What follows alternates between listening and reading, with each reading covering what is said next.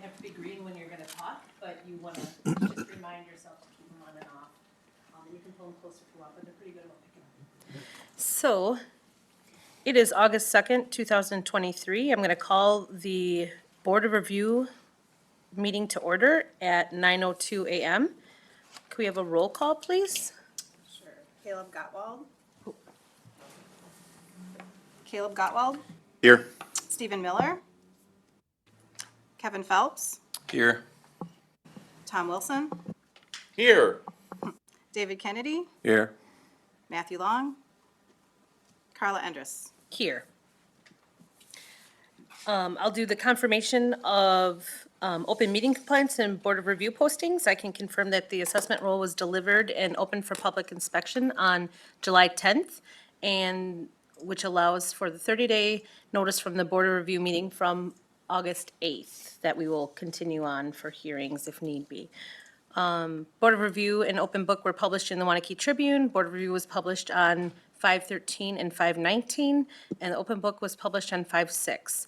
All notices were published or posted in all three official posting locations. And we can move on to new business items. So we need to select a chairperson and vice chairperson. I would entertain a motion for chair. I nominate Tom Wilson for chair. I second. All in favor? Aye. Say aye. Aye. All opposed? Motion carries. Okay, it's Tom Wilson. I'll take over as the chair, thanks to our clerk for getting us to this point, because she is wonderful and awesome. So we need a vice chair. So be open to whoever would want to do it. Any thoughts? David's right here. I nominate Dave Kennedy. I will second that. Do we have any other nominations? Otherwise, all in favor signify by saying aye. Aye. Aye. Opposed? David, I have to leave. Did a great job, Lloyd. Okay, verification of mandatory training requirement. I can confirm that, so Steve Miller, Tom Wilson, and myself, Carla Enders, attended the Board of Review training earlier this year, in April. I don't have the exact date, sorry. And I have the affidavit right here for viewing if anybody's interested. Wonderful. So we're set. Village Assessor's Summary 2023 Market Update Revaluation. That's Mr. Peters. All right, good morning. Dean Peters here from Associated Appraisal Consultants, and we also have Justin Wiersma as well. Both of us were actively involved in the reassessment work this year.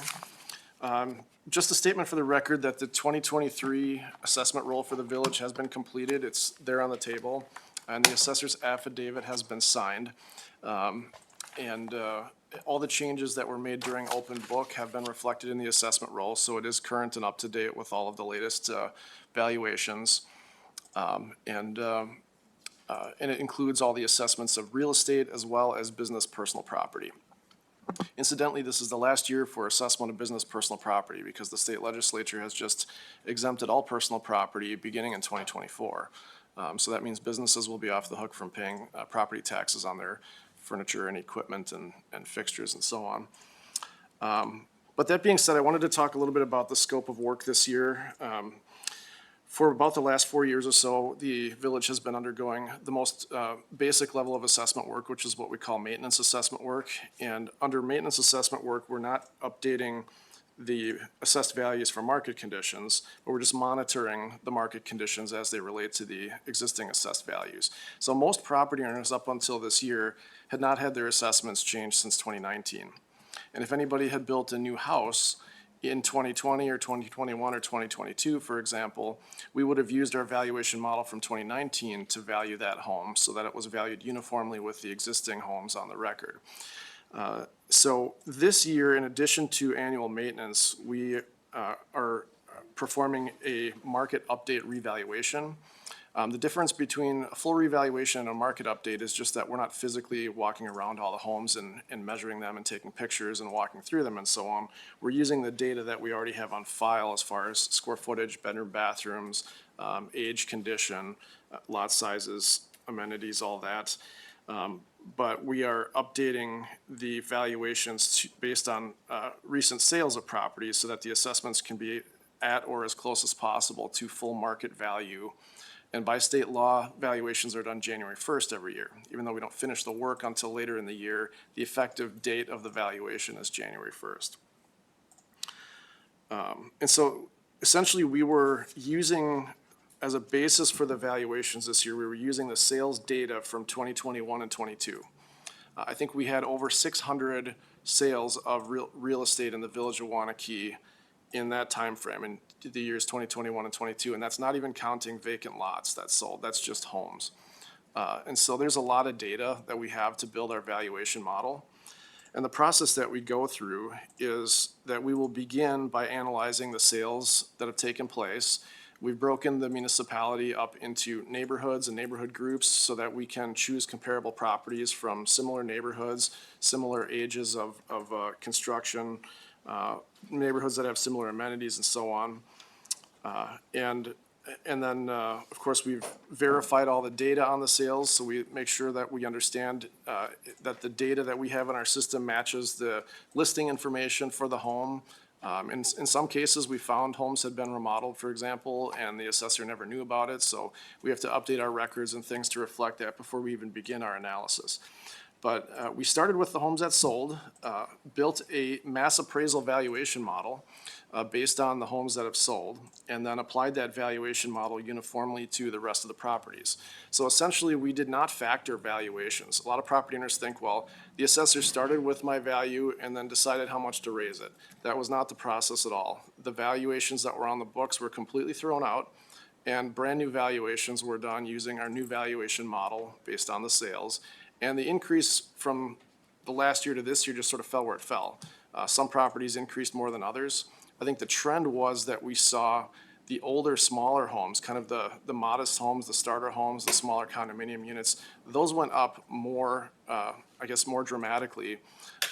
And the only reason for that is because the sale prices were significantly higher than the existing assessed values for that type of property. And I think that reflected just the market conditions, the supply and demand, some of the after effects of the pandemic and so on. And in the neighborhoods where you have higher end housing, between $500,000 and $1 million, for example, those neighborhoods increased, but probably a little bit less so than some of the more modest housing. And this is just a reflection of the behavior of the buyers and sellers in the marketplace. It's important to understand the assessor doesn't create these values. We interpret what buyers and sellers are doing out there in the real estate market and try to understand it and then try to apply that using appraisal principles. The results, I think, were very good. We had an overall increase of 31% in the assessed value of the village. And honestly, we had a lot less open book attendance than I expected. With the number of properties we have here in the village and the amount of the increase, our projections were probably almost double the number of property owners that actually did reach out to us. So things went very well. I guess that just shows that if you do your research, you can see that the valuations are reasonable based on the sales, and hopefully they're uniform within neighborhoods. One of the challenges that we would have, that we have had, I would say, is that if you look at the sales activity in 2021 and 2022, there was what I would call a certain amount of instability in the market, and it's instability on the high end. And what I mean by that is you may have for example, two very similar homes, maybe listed for the same price, very similar square footage, same neighborhood. One, say, for example, sells for list price, and the other one, a month or two later, sells for $50,000 above list price. And this was happening all the time in Dane County and all over the state of Wisconsin, where there was just bidding wars and people making offers on property sight unseen and things. So we have to take some of these these properties that sold way above list price, I think, with a little bit of a grain of salt. That some of them had to come to closing with cash and things because the homes wouldn't appraise as high as the purchase prices.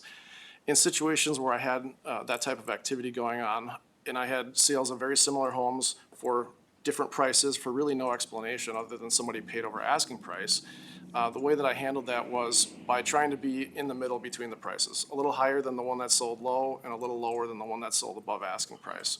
And hopefully that results in somewhat of a uniform and fair valuation. The result, though, is in some cases, if there are outlier high sales, we may not have our assessed values all the way at that purchase price. And there's a reason for that, but we did try to target the majority of the sales and try to be fair, obviously, with the valuations. But that was an interesting challenge with property owners paying above list price and just seeing that inconsistency in prices paid. Interesting market conditions. And I've had property owners ask during open book questions about, what about interest rates going up and things, and doesn't that mean property values are going down? Well, we don't know what's going to happen exactly with property values, but really the interest rates didn't start going down until early in spring, and we're doing a valuation as of January 1st. So really, we're not able to consider that yet until we move forward into the future. And I know the village is considering doing revaluations much more often. I think market updates every other year so that we can keep on top of changes in market condition rather than waiting 4 or 5 years in between. But just wanted to bring that up because it came up quite a bit at open book. Otherwise, like I said, open book went very well. All the changes that were made during open book are already reflected in the assessment roll. One other note that I think Carla has already mentioned is that we do have to have another Board of Review meeting after today. That wasn't originally our intention, but we had planned to send out the notices of assessment right before the 4th of July weekend, which would give property owners more than 30 days' notice from the date of the mailing to today. But unfortunately, we print our assessment notices in-house and we have a lot of high-tech equipment. And we had a major breakdown of our equipment right before the 4th of July weekend, and nobody was working to be able to fix it. So some of those, about half or a third of the notices, I think, had to go out on July 8th or 7th or 8th. And that's not 30 days till today. So the real reason we need to keep the Board of Review open is that some property owners may not have legally received a 30-day notice. And I would also recommend that means that if property owners come in today or sometime between today and our next Board of Review meeting, asking for a waiver of that 48-hour requirement, that due to those circumstances, I would recommend that the board go ahead and allow the property owner to object, even if they didn't provide 48 hours notice before today. And if they didn't talk to us during open book at all, I think the first step would be for Justin or I to talk to the person to determine if they really need to make a formal objection or not. But that's a little unusual in the process. It means we have to be a little bit more flexible in our interpretation of the notice requirements. What else do I have? And I guess the other thing is that opens up the possibility that we would need to have additional hearings at the next Board of Review meeting, which I believe we talked about being on August 8th. Is that right? We don't know yet if we will or we won't have hearings on that day. If we don't have any hearings, then the meeting can be very short, 5 minutes, just to go on the record, make a statement that haven't received any more objections and have final adjournment. Otherwise, if there are objections, then we would need to hear them on the 8th. And we had confirmed that we had a quorum for that date. Great. So today during the hearings, I will present a couple of things. Typically, the property owner speaks first, and they need to have completed their objection form, including their opinion of what the assessed value should be on the property. And they should present their evidence and arguments as to why they believe the assessment is incorrect. And what I will do when it's my turn to speak then is provide the board with copies of the assessor's property records that shows, the bedroom, bathroom count, square footage, lot size, photo of the property, map of the lot, things like that. So you have all the data on the home in front of you. And then I will also provide a comparison of how we evaluated the sales using our mass appraisal model. So in other words, I'll provide comparable sales to that property and show how our valuation model accounted for the differences between the property being objected to and the sale properties that were used as comparables. It's a little bit different than the appraisals that you're gonna see for mortgage lending, for example, which are a true sales comparison approach. What we're doing in this case is providing a breakdown of how our mass appraisal valuation model addressed the differences between the properties. But the results should be similar. It's also worth mentioning that if we use sales data from, say, for example, 2021, that's a couple of years older than our date of assessment. It's still within the range of considered to be recent sales, but if you look at what's happened in the market, we have had increases in real estate value since that time. So part of the appraisal process is to adjust the sale prices for the amount of time that has lapsed in the market conditions that changes during that time. The Wisconsin Department of Revenue publishes equalized values every year, and in fact, the 2023 equalized values just came out. But part of the equalized value for each city, town, and village is what was the economic change. And they break it down for residential property, commercial property, and so on over the course of the previous year. So the economic change that the state published for the Village of Wanakee, specifically for residential property in year 2022, was a plus 11% in 1 year. That shows that we really had a spike in sale prices. Remember, that excludes new construction or anything like that. It's just economic change for residential property. It's 11% in 1 year. And the previous year before that, I think, was only 3%. Our analysis showed almost the same thing. We ended up with a 4% change from 2020 to 2021 and a 10% change, which is 1% less from 2021 to 22. But what you'll see then is if we have a sale in our analysis that's a little bit older, we won't be using the actual sale price, we'll be using the time-adjusted sale price. So we'll adjust the sale up 10% from what it sold for if it was a 2021 sale to reflect that there was a 11 or 10% increase in the economics of residential sales over that amount of time. So that's an important concept to understand as well in the materials that I'm going to present. The board should make sure that you have all your questions for the property owner and for the assessor answered before you end the hearing and move into deliberations, because it's important to understand that after you move into deliberations and discuss and start making motions as to what you're going to do, you cannot ask me or the property owner any more questions at that point. That would be considered adding additional testimony after the close of the hearing, and that's not appropriate. And if the property owners try to pipe in and say, hey, I forgot to tell you something and we've already ended the hearing, I'm sorry, we can't do that. Same goes for me. If I forgot to say something, I can't add it at that point. So before moving into deliberations, it's a good idea if you already have an idea in your mind as to what you think should be done with the assessment, if it should be kept the same as I have it, or if the property owner has presented enough evidence to adjust it. And if there's any gray areas, make sure to ask those questions before the end of the hearings. Are there any other questions on the procedure or what I'm going to say or present or anything like that? Just something to add. We talked about the equalized rate, whatever that rate was from last year for the assessment. What was that? Maybe that would help people as they're viewing this. The equalized, the economic change. Well, no, you came up with a change of 11%, but we were already at like 80% of value, I Well, think. we had a 31% increase in assessed value. The 11% was just the state's measure of economic change for residential property in the village in 1 year, excluding new construction and all that stuff. So yeah, I mean, I'm not sure if I understand what you're asking for, but if it's, Yeah, the rate that we were talking about a little earlier, well, you know. maybe the level of assessment. Yeah. Is that what it would The have level, been? yes. So last year's level of assessment was 82.53%. That means properties on average had been assessed at 82% of their sale prices in 2022, and that would have been as of January 1st of 2022. Right. So then from that date, we have another whole set of market increases, and that's where that 10% falls in. Right. That brings us to January 1st of 2023, So which what our is your, valuation. what is that level now? Do you know that yet? We don't know because But you're trying to get to 100%. trying to get to 100 or as close as we can, yeah. So you're sitting in 2022 at 82.5% according to the state. Right, Market went up 11%. Yeah. So, okay, all right, that helps a lot, that makes sense, okay. yeah.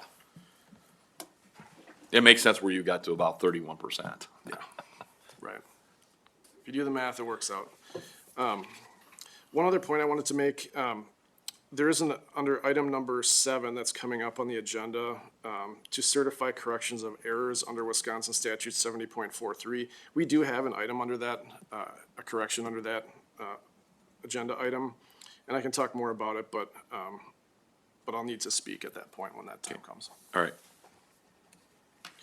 I have you. Anything else, Dean? Justin, you have anything to add? Nope, I'm all good.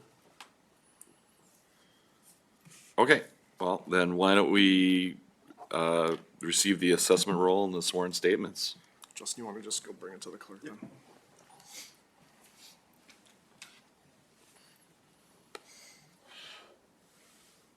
So this is the one that will have the affidavit, and then this is just the same thing without the affidavit. It's a continuation, actually. It's the additional pages. Oh, It's never a- mind, it's part 2. Yeah. That means it didn't fit in one binder, right? It's a big deal. Carla, have you signed? I have signed it. Okay. We just signed it prior to the. So you and Dean have both? Yep. Okay. Correct. Yep. Okay, well, we've done that. Review. Thank you. And we can peek at that.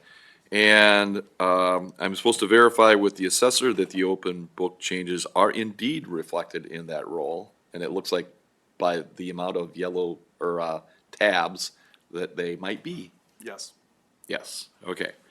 Well, I think with the examination, we can do that as we get in. I don't know that, as we continue here, I don't know that there's, people can check to see if they think there's any properties that were omitted that should be included. I'm taking that there probably isn't, and there probably isn't some double assessed property either. Because our clerk has probably gone through that assessment roll as well as the assessor to check for those. Okay, so at 7, it says certify all corrections of error under Wisconsin statute 70.43. Dean? Yes, all right, so during the course of our open book this year, the property owners from 805 Ronald Overlook, in, I think that's in the West Bridge, they asked us to review their assessment, and one of the things that came up was that for some reason, we had assessed them for more square footage in their finished basement than what they really had. It may have been a difference between what was permitted and what was actually built. And also an extra bedroom and bathroom in the basement that never got built. It was a brand-new house that first went on the assessment roll last year, so that was the first year it had been assessed. And the property owner was very adamant that they wanted something to be done about that because their assessment last year was based on incorrect information. Most of the time, if you don't contest your assessment during any given year, there's nothing more that can be done. You've missed your chance, and each year stands on its own. But there is a provision in the state law that if a palpable error occurs in an assessed value, that it is possible for the assessment to be corrected the following year and the property owner to get a tax refund from the overpayment they had from the previous year. These palpable errors are very narrowly defined.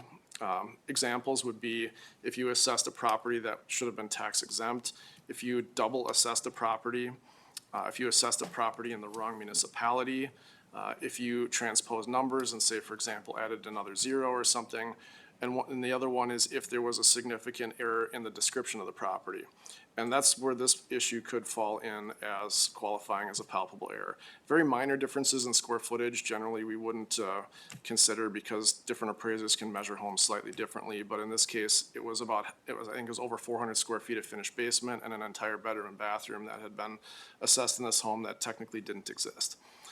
And we did verify that information. We looked at the listing information and so on and verified that along with the property owner. The amount of difference in assessed value, he was assessed at $557,500 last year. And if we use last year's valuation model, make the corrections, it resulted in a valuation of $54,000 lower. And based on last year's mill rate, that would mean the property owner would be eligible for a tax refund of $1,107.27. And so essentially what the assessor does in this case is we make an entry in the assessment roll to document that we have processed a correction of error from the previous year. That correction is not finalized and no tax refund is issued unless the Board of Review certifies that correction. So that's what the agenda item is all about. I have a couple extra copies of the page from the assessment roll that indicates this information if you'd like to. And you're asking us to actually certify that palpable error and approve the changes in the refund? Is that what you're asking us to do? Well, essentially, that's what the agenda item's all about. The job of the assessor is to document the change, and essentially bring it to the board. I believe it qualifies as a palpable error. I've been an assessor for over 20 years, and palpable errors are fairly rare. The fact that this was a new house and maybe it didn't get built exactly the way it was permitted, this type of thing can happen. And different boards that I've dealt with, handle it differently. Some boards say, you know what, it's the responsibility of the property owner when they get their notice of assessment to verify that, what their assessment was based on, and if they don't contest it, too bad. But at the same time, the law allows for this type of correction if the board certifies it. So, I don't have a problem with it. As far as the $1,100, what would happen is the village would issue a refund to the property owner, and then we can file to the Department of Revenue for a chargeback, so that the Department of Revenue would get money from the school district and the county and so on to recoup that money back. The village wouldn't receive that money though until February of 2024. But there is a process to make the village whole again, essentially, so that you're really not permanently out that tax money. Sure. And is there, was there any impact on the assessment for 2023? Well, we made the correction as well in 2023, and the property owner received an open book change, and they're actually one of the property Yep. owners that are here to contest tonight as well. Yeah. But that agenda item later for their hearing is only gonna be for their 2023 assessment. This is a separate item to correct the previous year. Gotcha. So you're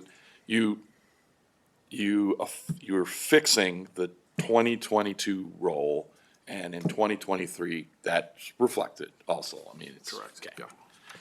And Mr. Chair, I don't know that we need a motion for that.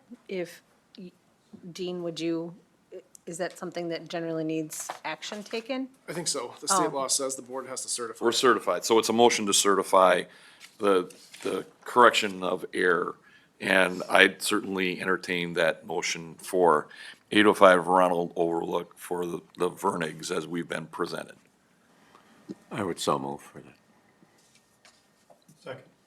We have a motion and a second. Any discussion? Good catch by whoever caught that. Thank you. All in favor signify by saying aye. Aye. Aye. Aye. Opposed? That is certified. Thank you, Dean. You're welcome. Okay, and I think this, consider an act on scheduling of additional border review, we talked about, offline, a record of having a meeting on August 8 at 9 o'clock. Is that correct? And so when we adjourn at the end, we should adjourn to that time, August 8 at 9 o'clock, because that allows for any further action because there is a one-day date off kind of scheduling here, so. All right, anything else that we have, Carla, or we're just going to a hearing? Mr. Chair, do we need a motion for that because it says consider an act on scheduling? Sure, but I think we could also do that, the adjourn time, we can Okay. adjourn to August 8 at 9 o'clock. And then- Unless somebody has an objection with handling it that way. And then one other note, I accidentally skipped over minutes, but we can do that at the end, so we're not wasting time. for the Oh, well, first we can just do that right now. How about that? We have minutes from prior meetings that were in front of you. I kind of looked at them. They had looked like they were well done to me. So anybody want to make a motion to approve the minutes from June 7, 2022 and May 31, 2023 as presented? So moved. I will second. We have a motion and a second. Any discussion? All in favor signify by saying aye. Aye. Aye. Opposed? They are done. Thank you, Ms. Clerk, for pointing that out to us. All right, now, I don't know how you noticed people on the hearings, if there was a time particularly given, or how you, I did give approximate times, and I did that by email confirming. I received confirmations from each one of the objections by email in writing. So the first one, I can go ahead and introduce if you'd like to Okay, is that Paul Janis? It is. It is, Paul Janis for 903 Sunset Bay. I think he's been ready. So, just something that I want to let you know. You should understand that the state law requires the Board of Review to uphold the assessor's valuation as being correct, unless your testimony shows that the assessor's value is incorrect. That's why you proceed first. In other words, the burden of proof is on you to show that he's wrong. That's state law, that's what we deal with here, and that's how we have to proceed. So, I think that let us swear in those people that need to be sworn in now. For introducing, Yes. Okay. And then we can introduce and be on the record. we will have Deputy Clerk Lynn Richardson swear them in. Okay, would all persons, including the assessor, sorry, let's start over. Would all persons, including the assessor, intending to provide testimony for this hearing, please raise your right hand to be sworn? Do you solemnly swear that the testimony which you shall give in the matter now on hearing shall be the truth, the whole truth, and nothing but the truth, so help you God? I do. Okay, so for the record, why don't you state your full name and address? And I think we have your opinion of the fair market value that you believe, but why don't you, if you could restate that again too then, Mr. If you Janis. could also press the button on your microphone, just so we pick up for Thank the you. recording. Thank you. My name is Paul Janis, live at 903 Sunset Bay, Wanakee. And, I've heard a little bit, talked to Justin as far as the assessment. I work in the mortgage business, so I work via sales approach. Part of the being difference is what does your house sell for? What does the nearby house sell for? Versus what I believe is flawed, to take a value right now at probably the most inflated value that we're at, subsidized rates. Okay, why don't we hold your testimony just a second, because I think we want to have Carla give us just a little background on the property, and then we'll certainly listen to that testimony, because that should be interesting. So Mr. Janis has already stated his name, but this is a case of Paul Janis, the property owner that resides at 903 Sunset Bay. The tax key we have is 0809-061-2566-1. The property is classified as a residential, and the value in the assessment roll for this current year has the land at $100,500, the improvement value of $481,300, for a total assessed value of $581,800. Okay, thank you. And Mr. Janis, you have on your objection to real estate property assessment that your opinion of the assessed value total is $450,000. That's, okay. All right, with that, you've been sworn, and why don't you go ahead and tell us why you believe that $450,000 is correct and the assessor is not? Well, first off, the actual house, new construction, 2011, 380. We're talking $200,000 appreciation just over 10 years. You know, we're not in a market that was down on its luck. This is not, Michigan. This wasn't Janes. It wasn't Beloit. Wanakee has been very, controlled as far as appreciation. You've got the university, you've got, the state capital. To buy a home for 381 and now the value is 581 with no real, blown out appreciation, I believe that is piece number one. Nothing was done to the home. Obviously, you would have a depreciation of over time, new roof, whatever, over time. So that's, I would say, my first piece of evidence. With looking at the adjustments, I believe are just way out of line. In the mortgage world, financing, we're actually doing value of a home of what it's worth. The amount of adjustments would throw a mortgage, would throw the appraisal out. We're talking 30, 50% adjustments. And so those adjustments up, I believe, are inferior ways of recording value. I don't have anything as far as square footage, bedrooms, anything that would, that I'm arguing. I just believe that, that appreciation, that new assessment is flawed at this time, especially where we're at the market. Right now, we're gonna be at an 11-month high for interest rates. This is going to cool off quickly. Mr. Jans, can you tell me, or tell us, what do you do for a living? I'm a mortgage banker. Okay. National, I cover the country. Brokered business, correspondent, delegated, bulk bids, so. And I how look long at have you a been lot of doing appraisals that? every How long day. have you been doing that? I've been doing this since 2001, Okay, thank you. so. That being said, I agree, they're using a different formula. Do I believe that that's the right of how it should be done? No, but I guess that's up to, assessors and the board. As far as properties that I found, talking to Justin, the comps that I gave, he adjusted up, they were always adjusted up because, based upon their formulas of what a value should, come in with the assessment, formula, obviously we're on the high side, but I'm seeing, hey, what's the actual sales? I see a sale that's down the street, just about a year old, less than 0.2 of a mile away, and we're talking considerably less. Yeah, do you have anything that you can provide us, which For indicates? instance, home, I'd say very similar, 605 Augusta Drive, sold for $495, May 30th, 23.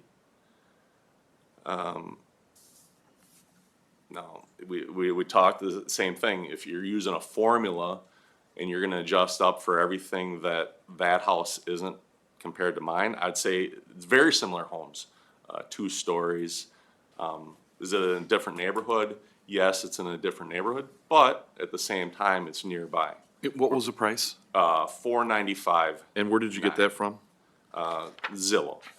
So, MLS, their recorded sales. 2,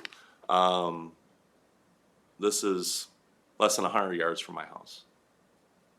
Address? 502 Copper Road. 4-bedroom, 3-bath. Same thing. This is a little older, but not, I believe, that far away. April 21st, 2022, sold for $480. 2-story, 3-car garage, same thing. To just arbitrarily adjust at a high appreciation just on date, I believe is flawed as well. To just give just a straight off, hey, we're gonna give a 11 to 30% adjustment up based upon a year. I believe that's not a fair representation of value. I believe sales approach, what did this house sell for? You can adjust a little bit, but you can't make the large gross adjustments across the board.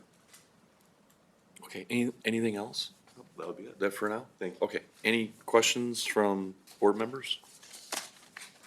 For Mr. Janis? Go ahead.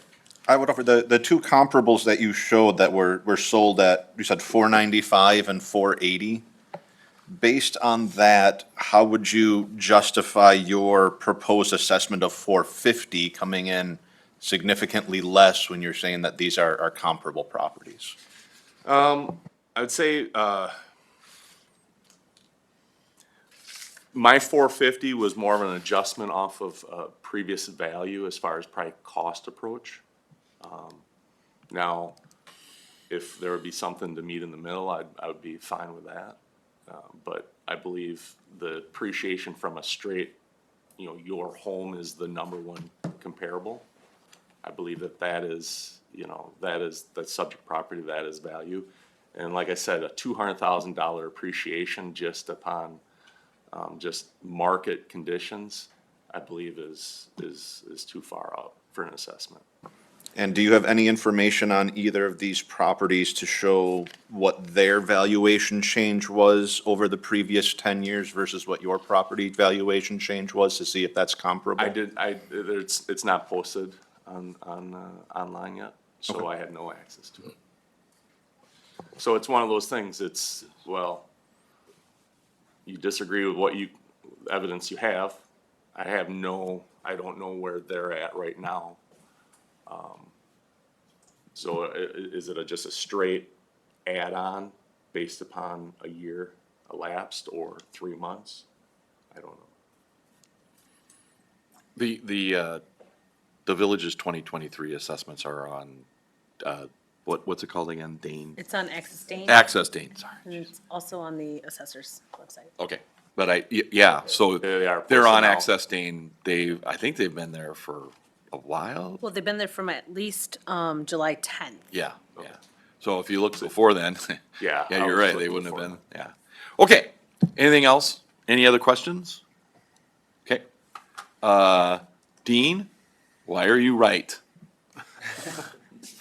All right, well, thank you. First of all, Justin was the person that worked with Mr. Janis during Open Book, so if there's any questions on specifically what was discussed at Open Book, Justin would be the better person to answer that question. But I did take a look in preparation for the board hearing today, just at some of the stuff that was gone over. I understand Mr. Janis's concern about if he's coming from the mortgage industry, where you're looking at fee appraisal work, single property appraisals, and there's a certain way that adjustments are done and things for those types of sales comparison approach valuations. The difference, I think, between what you're typically seeing in appraisal reports for mortgage lending versus what assessors do is that assessors will use a mass appraisal model that we build using lots of data points and hundreds of sales. I think I mentioned earlier there were over 600 sales in Wanakee in 2021 and 22 of single-family homes.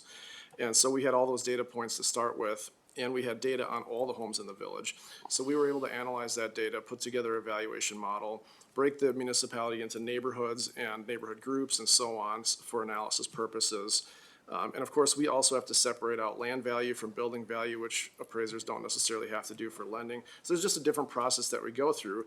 Ideally, we should end up with a similar result. I mean, both approaches are still considered professional appraisal practices. It's just that mortgage lending looks at a single property appraisal versus assessors using mass appraisal. Part of the reason why mass appraisal is favored for assessment purposes is because of the importance of uniformity and fairness among assessments, especially within the same neighborhoods and so on. Since our work will eventually be used for taxation purposes, it's important that we use the same methodology over large numbers of properties versus just looking at one property at a time and then choosing 3 or 4 comparables. Depending on which comparables you use, you might get some different results, which can sometimes lead to lack of uniformity in a large groupings of properties. But I certainly respect the position of Mr. Janis. If he's been in this industry for a long time, he understands appraisal work. One of the things that, when I went through with Justin, what was talked about is that most of the comparable properties that Mr. Janis asked us to look at, including the 2 that he gave you today, were in the 6 Mile Creek subdivision rather than in Meadowbrook subdivision. And I've been the assessor for a long time in Wanakee, and Meadowbrook really is a much nicer neighborhood. I watched it get built at the time it was being built in the mid-2000s to late 2000s. And there are different amenities that Meadowbrook has. For example, they have the community center building and things that other neighborhoods don't have. And just the fact of being in a nicer upscale neighborhood versus 6 Mile Creek, which is, it has nice homes in it, but it's not consistently as nice of a neighborhood. So from my point of view, if we have sales data in Meadowbrook, I would rather use those sales as comparables versus going outside of Meadowbrook. It's also a challenge to adjust for the quality of construction, which is a real thing. Homes that are built in parade homes, for example, are some of the highest quality construction you're gonna find. And then you have homes that are upgraded and homes that might have the exact same footprint but use lower quality materials. And this is one of these things that's harder to quantify. You can quantify square footage and bedroom, bathroom counts and garage stalls and lot size square footages and things, but to try to cover the quality of construction is more of a subjective judgment call. But as a general rule, 6 Mile Creek had slightly lower quality of construction and materials than Meadowbrook had. And so I did put together a new sales comparison, and what I did is I looked for every two-story home sale we had in 2021 or 2022 that was in Meadowbrook. Some are more comparable than others. There's a couple in here, for example, that sold for, I think, over 700,000, and I would say, I don't think Mr. Janis's house was worth anywhere near 700,000, but most of the sales were between, I think, the lowest one was 460. We have one at 495,000, one at 529.5, and one at 585. And using a different process than maybe what he's used to with the single property appraisals, but adjusting for the differences in our mass appraisal model, we came out with adjusted sale prices, the lowest one being 511,800, which is lower than his current assessed value. But then we had several that were over 600,000, the highest being 675. And so really, in the end, that still supports the current valuation of 581,800, sort of where we're at here. And I know Mr. Janis might not agree with that. I don't know if he's had any other appraisals done. I think the objection form didn't list any. But with this much data on Meadowbrook subdivision sales, we just weren't in a position where we could reduce the assessed value.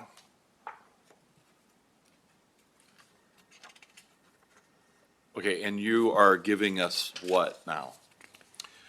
Justin is passing out a copy of the property records so that you can see what the data on the property looks like, And you're gonna give one to Mr. Janis too? Yes, thank you. and one for me because I need to read off the one.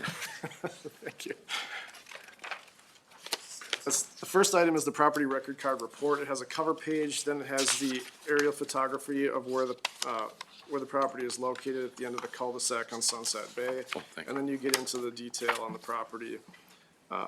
If you're looking at the third page of that packet, you can see a picture of the home, the summary of the assessment in the upper right-hand corner, and then the horizontal. Excuse me, Justin, did you give one to Mr. Janis? Yep, he's got both sheets, yep. There's a horizontal bar across the top then that gives you the land information showing the lot is 9,667 square feet or 0.22 acres and valued at 100,500. The information about the house, it's a modern two-story style home built in 2011. The square footage is broken down by floor, but there is overall 2,982 square feet of living space, and it's an unfinished basement according to our records. 2.5 baths, 4 bedrooms, 3-car garage, gas fireplace, central air. And there's a screen porch on the back, 12 by 14. So that just gives you the basic information on the home. The sales history is in there, although there have not been recent sales of the property. And then the second handout, which doesn't have a cover sheet, it just says 2023 sales comparison. I tried to highlight the important areas to look at on here, but you can see the subject properties in the first column with a photo, and all the data that I've just presented to you in the previous property record data is listed here, along with the data for the comparable sales and the adjustments that were made using our valuation model, which is a mass appraisal model, for things like quality of construction, year built, square footage by floor. Bathrooms are handled by fixtures according to the Wisconsin Property Assessment Manual versus if you were to do a single property appraisal, you would look at a whole bathroom dollar amount. So there are some differences here between how I would do a single property appraisal and how the mass appraisal model is configured. But if there's any question on that, the valuation model is based on the Wisconsin Property Assessment Manual published by the state. So the comparable market value, all said and done with all 6 of these comparables, is in the upper right-hand corner of the first page at 614,600, which is actually 5.6% higher than the actual assessed value. Now, what an appraiser could do, for example, is eliminate some of these comparisons and say, well, hey, some of these are better than others, let's narrow it down to 3, for example, rather than all 6. The reason I put all 6 in here is because I wanted to use as much information from Meadowbrook subdivision as I could. But even doing that, we weren't able to get to a result that justified a valuation lower than 581,800. So no open book change was made, and I understand that's why Mr. Janis is here today. Anybody have any questions for Dean from here? I have one. Okay, so Mr. Janis gave us what he considered a comparable at 502 Cop Road, and that's not in 6 Mile Creek. I'm not exactly sure where that is, but That's right I behind think the golf it's course. behind the golf, yeah, that's the 6 Mile Creek. So, and he had a sale of 480,000 in April of 22. And I'm just asking you, is that a comparable? I know it's higher than what his maximum is, which is an issue, that we'll have to deal with here, but still. I don't know if it's, I'm just asking you whether Sure, that's something that might be a comparable or might have factored in, and I know that was in April of 22 when the state said that sales have gone up 11% in 22, so. Just to clarify, if I look up the legal description of that parcel at 502 Cop Road, it is lot 320 of the 6th edition of 6 Mile Creek. So Okay. it technically is part of 6 Mile Okay. Creek subdivision, although most of them don't face on Cop Road, but that one happens too. So it is part of 6 Mile Creek subdivision. The first thing we did with that sale when we analyzed it against Mr. Janis's property is the time adjustment. Since it was April of 2022 and we had 10% for the year of 2022, we added plus 7% to the sale price, which was another 33,700 to the adjusted sale price then of, sorry, I didn't write that down.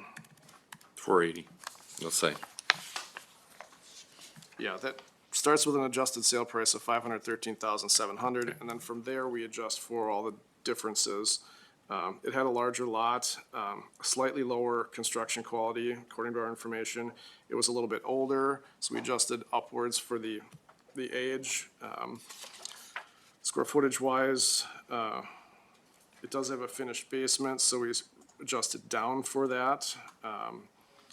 But overall, the adjusted sale price on that particular comparable still came in at about 629,000. So, but I just didn't consider that one to be as great of a comparable because of the difference in the neighborhood and the fact that it's a lower quality of construction. Right. Okay, so, Mr. Jansen, did you have any questions for the assessors? Yep, go ahead. Dean, in all your data points, do you guys look at replacement value at all? I mean, Yes. do you have a ballpark number that you guys throw into your formula? Is it 250 a foot? Is it 300 a foot? What does it cost today to replace one of these It's houses? actually fairly complex because when we run replacement costs, we break down even by floor. For example, a first floor is more expensive to build because you have more foundation under it, you have more roof trusses and things to go over it, whereas it's cheaper to build up on the same foundation. So the first floor valuation for replacement cost is at one rate, second floor is at a different rate, and the rates actually decline a little bit the larger the structure gets. So it's fairly complex. We also factor in the size of the attached garages and open front porch and decking and all that kind of stuff into a replacement cost analysis. But I think, a ranch home is right now, it's over $200 a square foot to build a ranch home with an unfinished basement and a 3-car garage. I'm sorry, it's over $200 a square foot, is that what I said? Yeah. And so, in a 2-story house like this is gonna be probably somewhat less than that. But, I could run it and see what it comes to in here, if we had an assumption behind the replacement cost. But we have a market modified,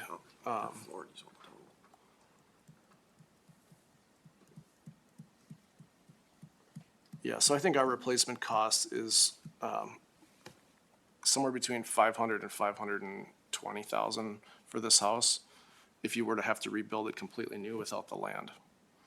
And, insurance companies also run that kind of analysis as well, and we're probably using something fairly similar, to what they use. Okay, that answered your question. Any other questions or, okay, so Mr. Jans, do you have anything to add, anything to summarize or anything like that? No? Nothing that. Dean? The only other thing I would want to respond to maybe is the first point about the 2011 construction cost. honestly, 2011 construction cost plays no role in the analysis that we have. I know it might seem like a big difference to say that, you know, that the assessment is $200,000 higher than what you paid at the time to build it. But I know at that time too, there were still sort of the after effects of the Great Recession, which happened in '08 and '09, and building was just starting to pick up again, and construction cost is completely different now than it was then. And I'm honestly not surprised that there would be $200,000 difference. But I just didn't want to put a lot of emphasis on that because it really didn't play a role in our analysis. Any other questions that you might have to follow up on that? Okay. Any other questions from the Board of Review for anybody? Otherwise, I'm going to close the testimony in this case. And I think we can proceed to deliberations on this. Is that how you would like to have us proceed, is to do the deliberations right away? Okay, and That's up to you, actually. We can do them Right. later, or we can do them now. I don't know that they're gonna take a lot of time, so I think we can deliberate. I think it's pretty clear, the testimony here. So we're, just so you know, Mr. Janus, too, we get somewhat stuck in this situation as a Board of Review, because we'd love to make adjustments for everybody. I mean, we'd love to say, well, you've shown that, you know, maybe this is a little too high and we should lower it. But what we're stuck with is your testimony that it's worth $450,000, and then the assessor's testimony of what he's got. So I don't know who would like to begin the deliberations, but somebody should. I guess I'll start. You know, it's, what you showed today, almost most of the village could come in and show, right? That's the issue. I think what I heard from Paul is, and you can correct, well, you can't correct me if I'm wrong, but, Renee. well, I was just gonna say with Paul is, he doesn't like the methodology we use for everybody, not just for him. You know, and I get that, it's just a different methodology, but when I look at the percentages, they're just so comparable to everybody else's, it's just tough to argue. I guess that's my take. Yep. Anybody else? Well, actually, his assessment is greater than the overall village. He's up almost 42% versus a 31%. Right, but there's a lot of them that are up 40%. There's a lot that are less than 30%. yeah. Exactly. But, you know, he's looking at his only, and when you look at it and say mine is higher, how do you justify that? And I think it goes back And if to, you also look at, you know, Dean's comment that, you know, a two-story would probably be built for a little less than $200 a square foot. You use something around a 185, and you're not gonna come to the new assessed value. So it's a little hard for me to accept that. Now, do I find the 450 dramatically lower than what it would be? But, you know, that house would be built for about $520,000. But then you gotta add a lot. yeah, you're not. You gotta Well, I build, use- you gotta put a I lot use- on it.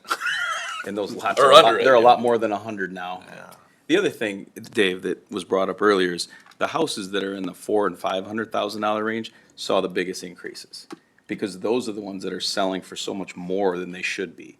So I think that's why any of us that live in those houses that are 400,000 and 500,000, we got very large increases. All right, anybody else? Otherwise, I'll entertain a motion.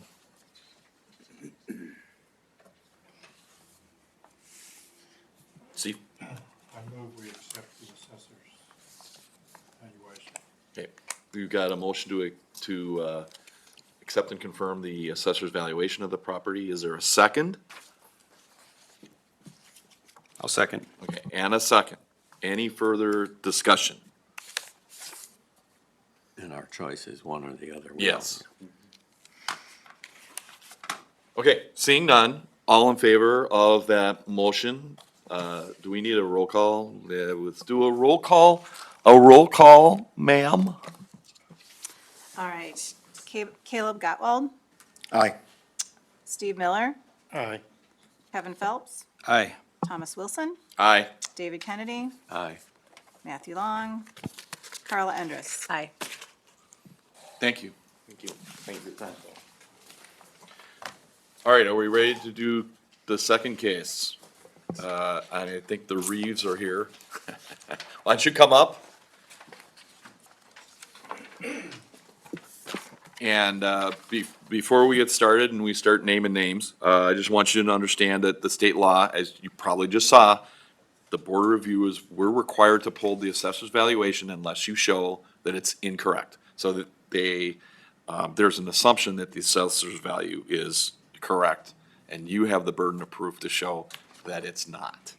And you understand that, correct? Okay, so, why don't we swear in our folks again, and then we can, Would all persons, including the assessor, that's you.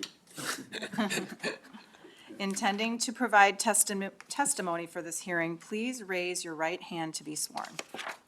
Do you solemnly swear that the testimony which you shall give in the matter now on hearing shall be the truth, the whole truth, and nothing but the truth, so help you God? I do. Can you press the button again to make it a green light there so we have the mic on? There you go. There you go. Thank you. Okay, so for the record, state your full name and address, and also state what your opinion of the fair market value, oops, sorry. Would you like me to introduce the case? Yes, after he does that. So why don't you state your full name and address, and what your opinion of the fair market value is? My name is Mario Reeve, and I live at 1709 Ashford Lane in Wanakee. Okay, My opinion of the fair market value is $767,400. okay, thank you, and that's from the objection to real property assessment. Now, Carla, you may tell us what we got for us. This case is for Mario and Jill Reeve at 1709 Ashford Lane. The property key number is 0809-174-6982-1. The value is currently assessed for 2023. The land value is assessed at $133,000. The improvements are assessed at $696,400, and the total assessed value is $829,400. It's 829,400, okay.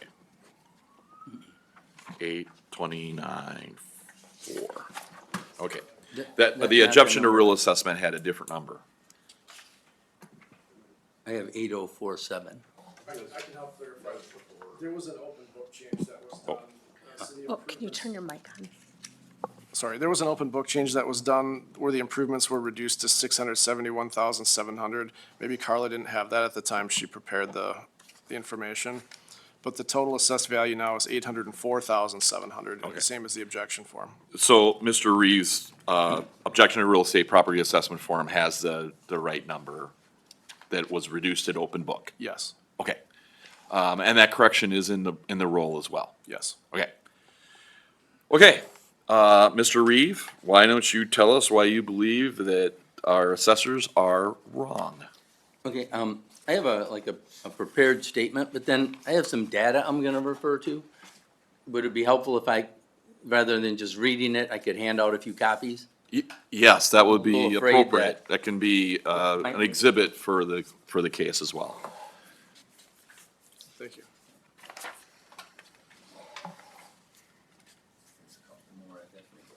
We can share.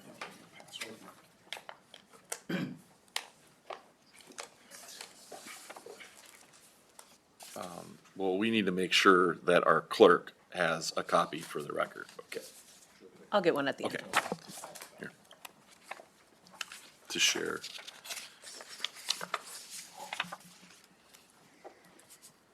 Okay, for me to? Yep, go ahead, please go All right. ahead. I said, our new assessment is not in line with the other homes on our street.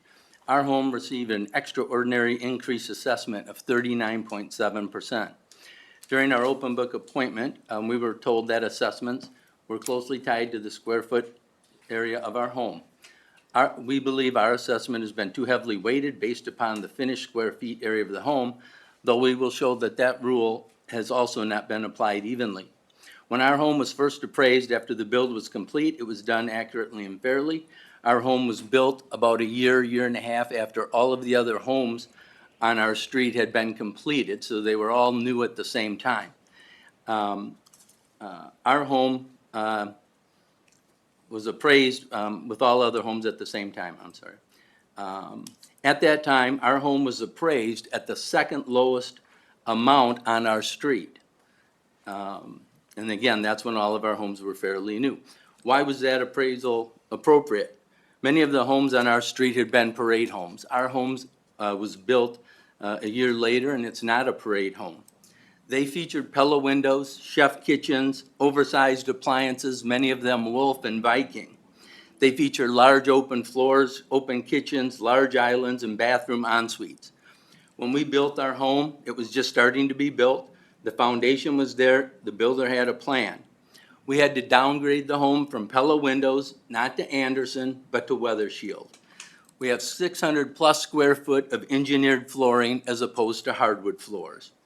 Our kitchen is not a chef kitchen. It is a mix of standard-sized, common brand appliances, and it is small for homes in this price range. It is U-shaped and 17 by 12 with a sink and a bar and no room for an island. We had to downgrade all of our cabinets in the home and the kitchen and the bathrooms from Amish custom cabinets to box cabinets. Our ensuite bathroom is only 14 by 10 and a half, again, very small for homes in this price range. Those differences were evident when the homes on our street were appraised in person when the homes were new. And that is why we believe our home was assessed as the second lowest on our street. Two larger homes on our street, 1704 and 1705 Ashford Lane, assessed for $132,200 and $94,000 respectively more than our home in 2009. And they are now assessed $75,000 and $59,000 less than our home, with only time having passed. A total of 7 homes on our street of 14 that originally appraised for more than our home right after it built at a higher value are now appraised lower than my home. When calculating the increased assessments on Ashford Lane in proportion to the average on the street, our new assessment would have been an increase of about 23.9%, or a home value of $713,000. That would have placed our home as the second lowest assessment on the street as it had been, but very close to 6 other homes in the area. We did do some maintenance updating to our home last year, paying $80,475 to Infinity Exteriors for the project, replacing roof and siding. It was hard to find what percent of those maintenance items should be applied to a home's assessment, in that the roof and siding that were replaced had not reached the end of their life.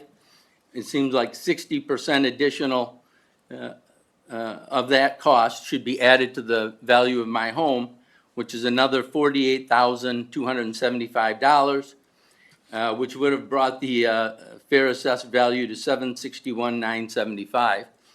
I noticed that I made an error on my objection form, and I had placed $767,400. So I'll live by that as the appropriate fair market value. At that, with that assessment, it placed our assessed value still much higher than 1704 and 1705, both of which were originally assessed at higher levels than the cost improvements in total that I made to my home. On the next page, the first graph shows that when we sort the homes on my street by assessed value in 2009, when all homes were virtually new, but our home was the last built, and therefore all of the other homes on the street sales numbers could be used as reference, it shows that our home was the second lowest value on the street. It shows that our house was 6.4% of the total value of homes on our street.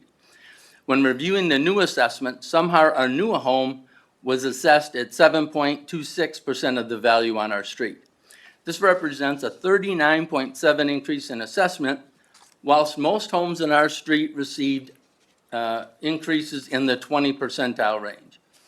Even the only home that I am aware of that added an addition to their house had its assessment increased by only 20.5%. When you look at that graph in general, the highlighted in yellow is my home, 1709. If you look at the 2009 column, it shows all the values of the homes on my street as appraised in 2009. All of those in green originally appraised for higher than my home when the homes were first assessed based on cost. And now with this appraisal, all of those homes somehow have been appraised at much less than my home.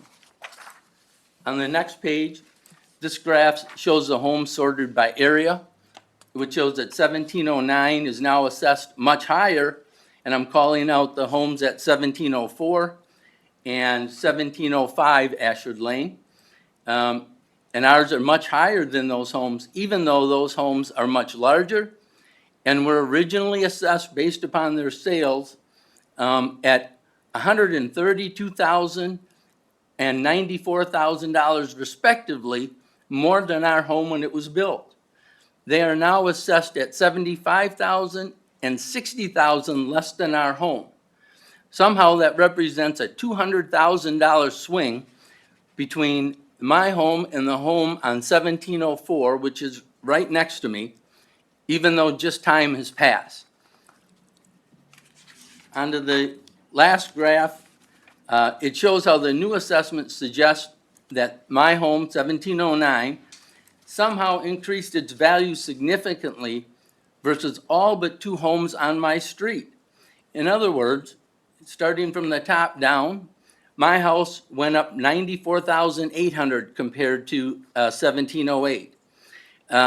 And we can go through the numbers, but as you go down, showing that my house somehow increased its value compared to other homes by 116, 153,000, 207,000, 177,000, and 115,000. Whilst two homes dropped very minutely compared to the value of our home. And what I'm saying is that the original assessments were based on sales. And since that time, only time has passed, and we're all on the same street, we're all on the same market, and there was no internal inspection done of my home to notice that my home was not in the parade of homes. And if you go solely by our square foot, it does suggest that we should have a higher evaluation than originally. But as I called out, we dumbed down our home when we built it because we needed to. And last year, when I remodeled the outside of my home, I looked into upgrading the windows to Pella windows. And that bid was gonna be in excess of $150,000. I can't get there. But if someone comes to buy my home, they're looking, do I have Viking appliances? Do I have a chef kitchen? Do I have Pella windows? And when I say Weather Shield, they ask what, who? And that was accurately reflected, I believe, in the original assessment. And this year's assessment, I think, doesn't reflect that accurately or close. Last page, I guess, just a quick conclusion.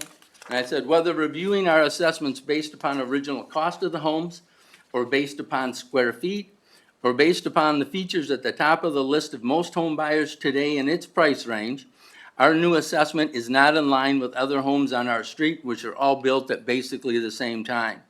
Whilst the huge swings in value when compared to 1705, 04 and 05 are out of line, there is a similar theme across all but two homes on our street. Our fair assessed value of $767,400 reduces the large discrepancy in the assessment between homes on Ashford Lane by only $37,000. In some cases, I feel that the discrepancies would still be out of proportion, meaning our home would still be valued too high in comparison to other homes. However, we believe that $767,000 is a fair assessed value, and, I have nothing to say, whether those other folks are just appraised too low.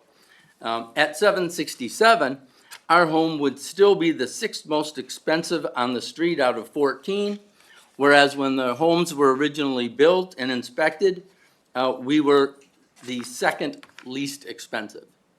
So that still shows with our adjusted assessment, quite a jump in assessments. And if only the difference being that, you know, we did maintenance, replacement of our siding and roof last year. And as I called out, my very next neighbor added huge square footage, 3 seasons, so it's not full square footage, to their home. And that home had been assessed hundreds of thousands of dollars more than me when they were originally built. And now, I have added nothing to my home in size, and I am somehow valued at 100 and some thousand more, a $200,000+ swing, and that's based upon the numbers after the open book change. Anything else right now? Okay. Board review members, anybody have any questions for Mr. Reeve? Not a question, but thank you for the thorough documentation. You provided a lot of useful information that we can look at. Thank you. Thank you. Okay, Dean, why are you right? Thank you. One question for Mr. Reeve. Yep. I believe the garage doors were also replaced as part of the exterior remodeling. Was that included in the cost that you're listing here? The garage doors were replaced by, no, they were $10,000. Okay, Yeah, I'm sorry about that. Yeah. thank you. And thank you as well for the detailed information. When I say $10,000, you know, 10,200, you know, I don't know exactly, but Okay. they were a little under that before installation. All right, great. Well, we've got copies of the property records. We can provide one to Mr. Reeve and one to each of the board members, and then also a sales comparison analysis. I'll start talking a little bit before you receive your copies, but you'll find out under the cover page is a close-up of the location of the property, the lot lines, the aerial photography superimposed. And then we'll have the information after that on the house itself and the land. There'll be some information on the building permit history and the sales history of the property. There haven't been any recent sales. The property was purchased in 2009.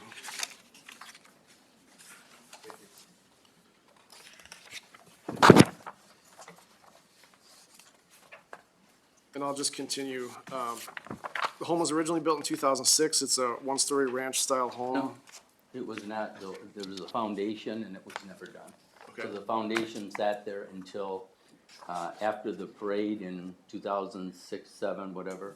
Okay, And then I bought it, it was just starting construction. okay. All right, well, then we have a 2006 foundation and a home built in 2008 or 9. Anyway, the first floor square footage is 2,725. That's the overall footprint. And then we've got a little over 1,200 square feet in the finished basement for a total of about 4,000 square feet. It's 3.5 bathrooms, 4 bedrooms. Let's see, we've got 3-car attached garage. There's a screen porch on the back of the house. It's a walkout basement. What else can I tell you? This whole neighborhood does have fairly high-end quality of construction. We don't have the quality rated as high as a parade home, but there is these are very nice homes on that street. I think the main argument that the property owner has here is that the percent change was significantly higher than the rest of the neighborhood. And just trying to understand why that is. Part of it is due to the fact that there's brand-new siding, roofing, and garage doors. And then we'd have to look a little deeper beyond that. I think the property owner is saying he spent, including the garage doors, somewhere in the neighborhood of $90,000 on this. And in our analysis, it's really adding probably $30,000 to $35,000, not the full $90,000 that's added, because you're replacing something that was already there. So some of that is not going to be added value.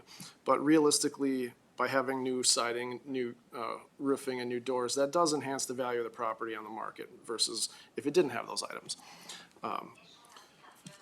The comparison sheet here shows sales of one-story homes that are right in the same neighborhood. This is all Southbridge, the Blue Ridge edition of Southbridge. And if you look at the sale prices of these single-story homes, the first one is right across the street at 1706 Ashford Lane, sold in June of 2022 for $852,000. A street over, I think, is Allison Lane, sold in September of 2022 for $810,000. On Blue Ridge Trail, we had a sale in October 2022 for $810,000. And if you flip over 2 more pages, you get to sale comparables 4 and 5. Another property in Allison Lane sold in August of 2021 for $771,000. And the lowest sale that I have in here is a ranch home at 1701 Daily Drive, which sold at the end of 2022 for $685,000. And the adjusted sale prices on all these comparisons come up somewhere between $771,000 and $881,000. And overall, the comparable market value based on this analysis was $827,200, as compared to the assessed value of $804,000. What I wanted to point out is this is based on an assumption that the quality of construction, meaning the materials, things that Mr. Reeve brought up, things like kitchen cabinets, flooring, architectural design, all that stuff is similar to these comparable properties. If Mr. Janus indeed has a home that had downgraded materials at the time of construction, that's something that we would need to talk about, because the assumption here, based on the information we had, is that the quality of construction is the same as sales, for sure, for sales comparisons 1 through 3, and probably even superior to the very last sale, which had even further downgraded quality of construction. So I don't know, Mr. Janus, if you have any comment, if you're familiar with these sales that I presented here, if any of them are parade homes, or if you've been in any of those homes and you think they're comparable in terms of quality. And just Mr. to correct Reeve. Mr. Reeve. I'm sorry, Mr. Reeve. I Okay. apologize. Sorry. Mr. Reeve. I thought you were talking to somebody, could you repeat the no. question, please? I was just asking if you're familiar with any of these homes that are on your street that I presented that have sold, and if they're, and if you're aware if they are higher quality or similar quality in terms of construction and materials. Just a second, Justin, did you give him the materials? Yes. Okay. He has the material. That has the sales, okay. So, when you look at my second graph, you can see there that, I've noted that a number of those homes have chef kitchens, and when I say chef kitchens, those are oversized appliances, usually Wolf, Viking, those kinds of things. Whereas mine has, standard size GE, appliances. It shows some of those have small islands or islands, in one case, 2 islands. And that in my case, we don't have an island, we have a sink with a small bar, but there's no room for an island. It shows, whether or not they have open kitchens. And certainly, when you talk about the build quality, while I wouldn't fault the build quality of the home that I'm in, as I said, many of those features that people are looking for when they buy a home in this price range, the first thing they ask about are things like windows and those types of things. And that's how we were able to get the cost of the home down when we were building it, such that we could move there. And that's why I think that the assessment at the original time, compared to the other homes on our street, made perfect sense. And I would also ask, maybe I'm not allowed to ask at this point, I was answering your questions also. Until Dean is done then. Okay, I'm sorry. So if you could hold that. Yep, I'm sorry. Yeah, well, obviously, we want the assessments to be accurate.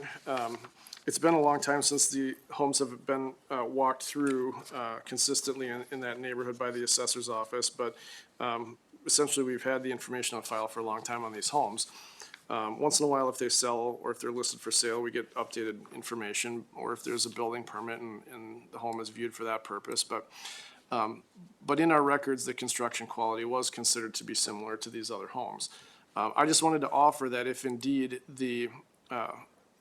if I made an adjustment for construction quality to be somewhat inferior to the sale comparisons here, even though in the handout I gave you, it was considered on par, that would have resulted in the assessed value being at 773,000 instead of 804,700. So there's I guess, a $31,700 difference for a notch in construction quality.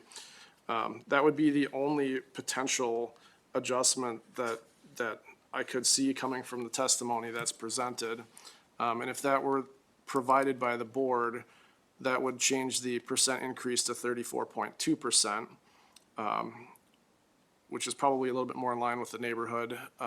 And it's still higher, but then again, there's some value add from the exterior remodeling. So I guess, Okay, let me chop in here. So what you're saying is, not impeaching your testimony, but saying that there's new information that you were not aware of, right. that you would have adjusted this for the construction quality, and it would have been a total of 773,000 based on that. Yeah, I guess what I'm saying is if this information had been established, the testimony we just heard had been established during open book prior to, board of review today, when I would still have had the power to change an assessment, that we potentially would have considered that and adjusted the assessment to 773,000. I can't do that now, Yeah, but we can. but the board could do that. And so I just wanted to provide that, that's something that I may have considered doing based on this information, had I had the Based on new information. Right, based on the new information. Okay. Yeah, Dean, do you have anything else that you wanted to say, or? I don't think so. I think that Mr. Reeve had a question for you. So, Yeah, yeah, go ahead if you have that question, then we'll have board members can ask Yep, questions. so, the question that came to my mind as you were saying that was, about these other homes and values and whatnot. It seems that whatever impact those sales and analysis that you did, would have on my home, it seems like that should apply similarly to the other homes on my street. But when you look at my last graph, you can see clearly that my house changed to the worse, or in other words, at a much higher evaluation, say 1701. My home swing in evaluation went up $177,000 compared to that home. 207 compared to 1704. I mean, 153. So if the same data and analysis was being provided comparatively to my home, it doesn't seem like mine should have, my evaluation should have changed 170 or 200,000 compared to other homes, compared to their prices and values when the homes were first sold between then and now. My improvements were 90,000. If you said that's worth about $35,000. If you took the whole thing and said my improvements raised my value dollar for dollar, which I don't agree with, but my home still went up more than all these, sometimes by double that. It just, I can't understand how that can be fair. You seem to be saying that the original assessment was just wrong. That's the only explanation, that when our house in 2009 was assessed at 464.8, and then you can see all the other homes, what they were assessed at the time. My contention is, all these homes on that street were built in the same time frame. Mine happened to be the last following year. And assessments were largely based on the sale price. And so that was reality. Mine was the second lowest value on the street. And that's what it sold for. And now what I've done is I added that $90,000 to the exterior, and somehow my evaluation is $200,000 more than a house, or went up $200,000 more than a house that, well, in fact, the one next to me, that they actually put an addition on, and we put no additions on. So I still, it seems like, and I appreciate your acknowledging the quality, but I still am not quite understanding, because Why don't those things apply to all these other houses just like mine? Yeah, well, there was a whole new valuation model that we created this time, so we didn't start with the assessed values that were on the books and decide how much to increase them. That's what it looks like when you receive a notice of assessment, is it looks like, hey, here's your old value, here's your new value, and here's how much it increased. But that's just the result of the work that we did. It's not, there was no factoring involved. If your home went up more than the others, then there's something in our valuation model that's causing that. And my first thought is that you've got a larger first floor footprint than any of these sales comparisons do, over 2,700 square feet, and a lot of them have, I see 2,400. The last one had only about 2,000 some, a little less than 2,100. And I think the first floor value is the highest value per square foot in our model. So that could be causing your home to come out a little higher if you've got a lot more first floor versus homes that have a higher percentage of their square footage in the finished basement. Finished basement's only valued at about a third of what the first floor is. So if all you're looking at is square footage, it might not look fair. And there may have been a difference in some of those items in how they were treated in the valuation model from previous years versus how we analyzed the market this year. But, you know, you have to get into the weeds a little bit, but there's a reason why these properties are valuing the way they are. And I think, you know, probably the solution here would be to consider the, potentially the slightly lower construction quality. I mean, the rest of the valuation model was applied uniformly. I mean, but even though you bring up the square footage, you know, my house has jumped ahead of houses with 500, 600 square foot more than mine. Okay, we're getting into testimony now. So, Dean, do you have anything else to add? No, I think I'm. Okay, any questions from the Board of Review for Dean? I guess I have a question, Dean. So the 773 would be if we were to take into consideration downgrading the interior construction, right? But that includes a percentage of the 90,000 that he upgraded, Right, I right? haven't That's I all haven't in there. changed that, right. Okay, and then my second question is, because it's setting some sort of a precedence here, how do you prove that you have lesser appliances and lesser cabinets and lesser countertops than everybody on your street? Because everybody's gonna come in here and say the same thing. Right. This is where I said earlier that some of these things become subjective at some point when you try to get into what's a quality rating on a home. A lot of it's reflected in the original construction costs if you haven't remodeled. But I guess in this case, we'd have to base it on the testimony provided, the examples given of the downgraded windows and flooring and cabinetry and things, and if, and the property owner being under oath when he makes those statements. But, is it okay? I just wanted to say one thing.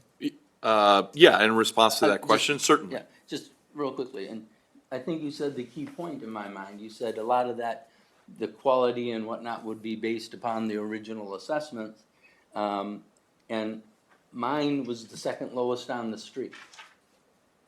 And so that shows, So you're saying that's an indication that the construction quality Right. was a little different? Okay, by far, it was the second lowest. on Okay. the street.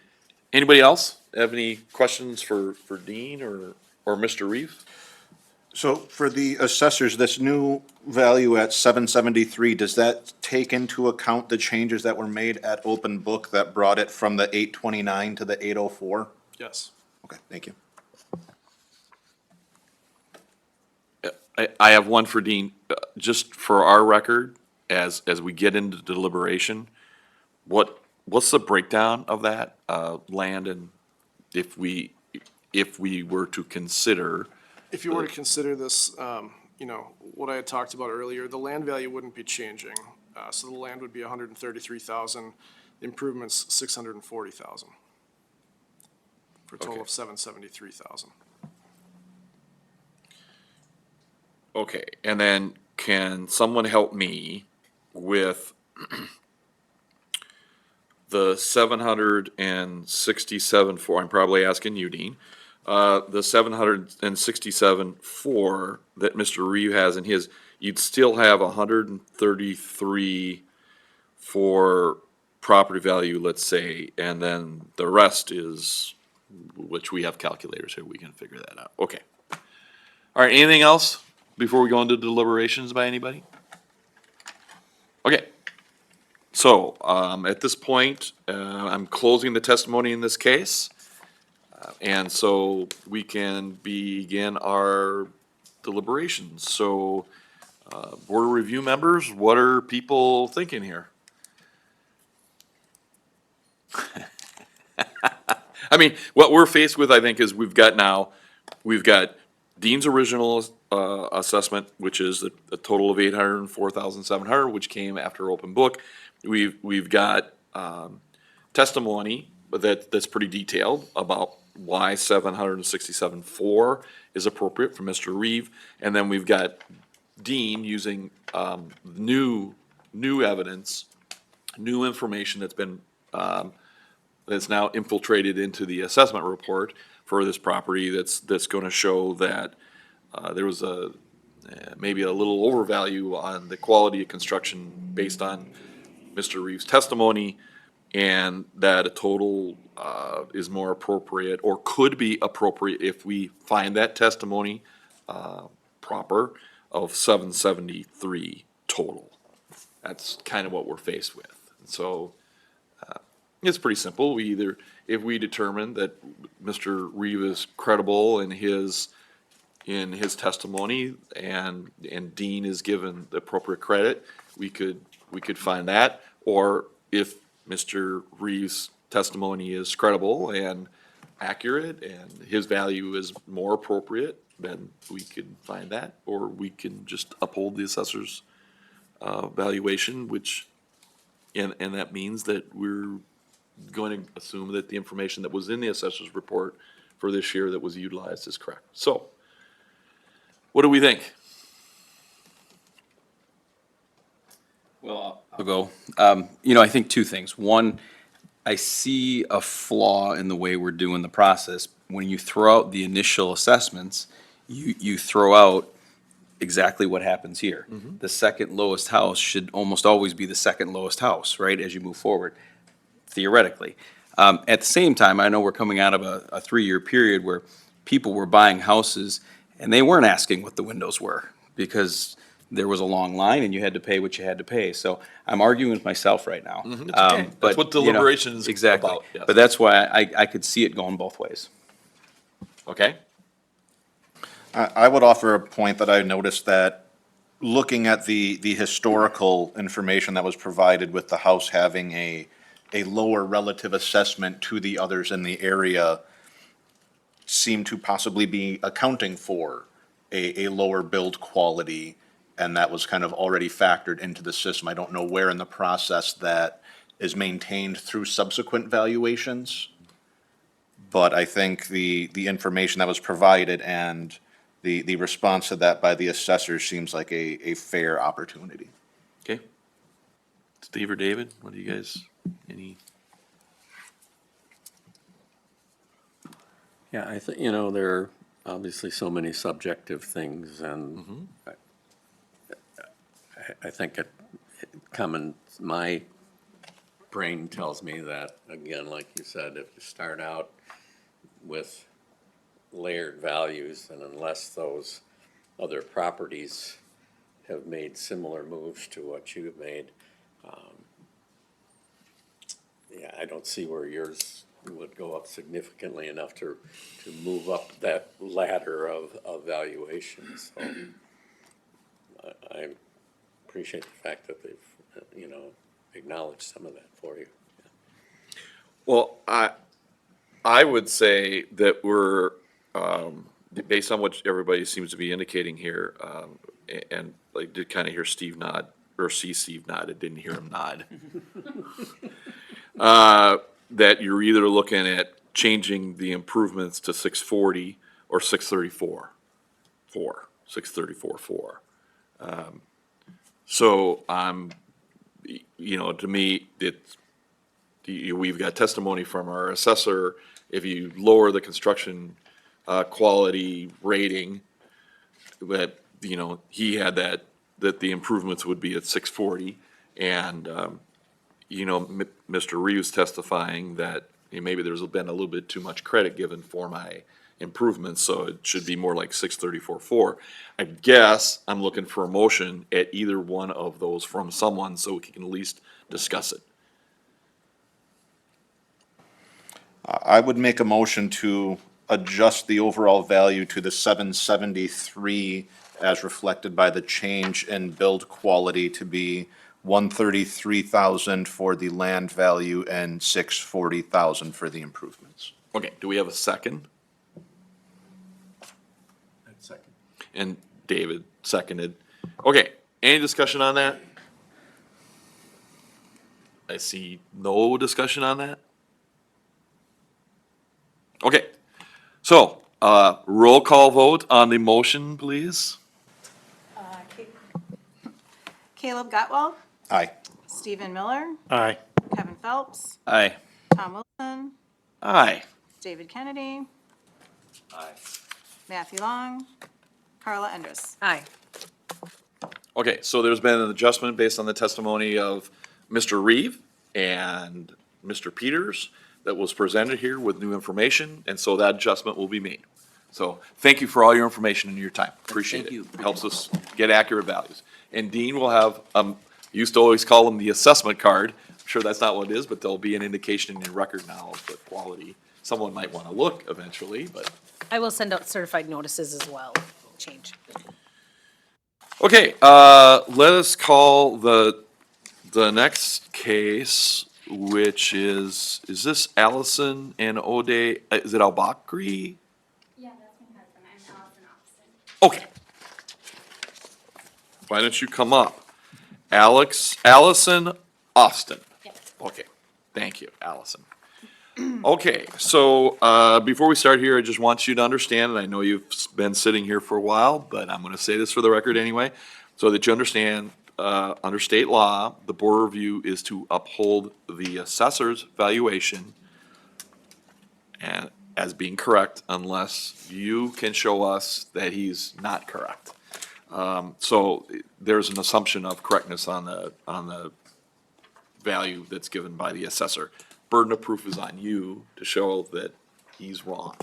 And you understand that by the shaking of your head. Okay, so for the record, before we get to our clerk, will you state your name and full address for the record and yes, you're so wise. Thank you very much. We need to swear everybody in. So why don't we do that first? Thank you. Would all persons, including the assessor, intending to provide testimony for this hearing, please raise your right hand to be sworn in?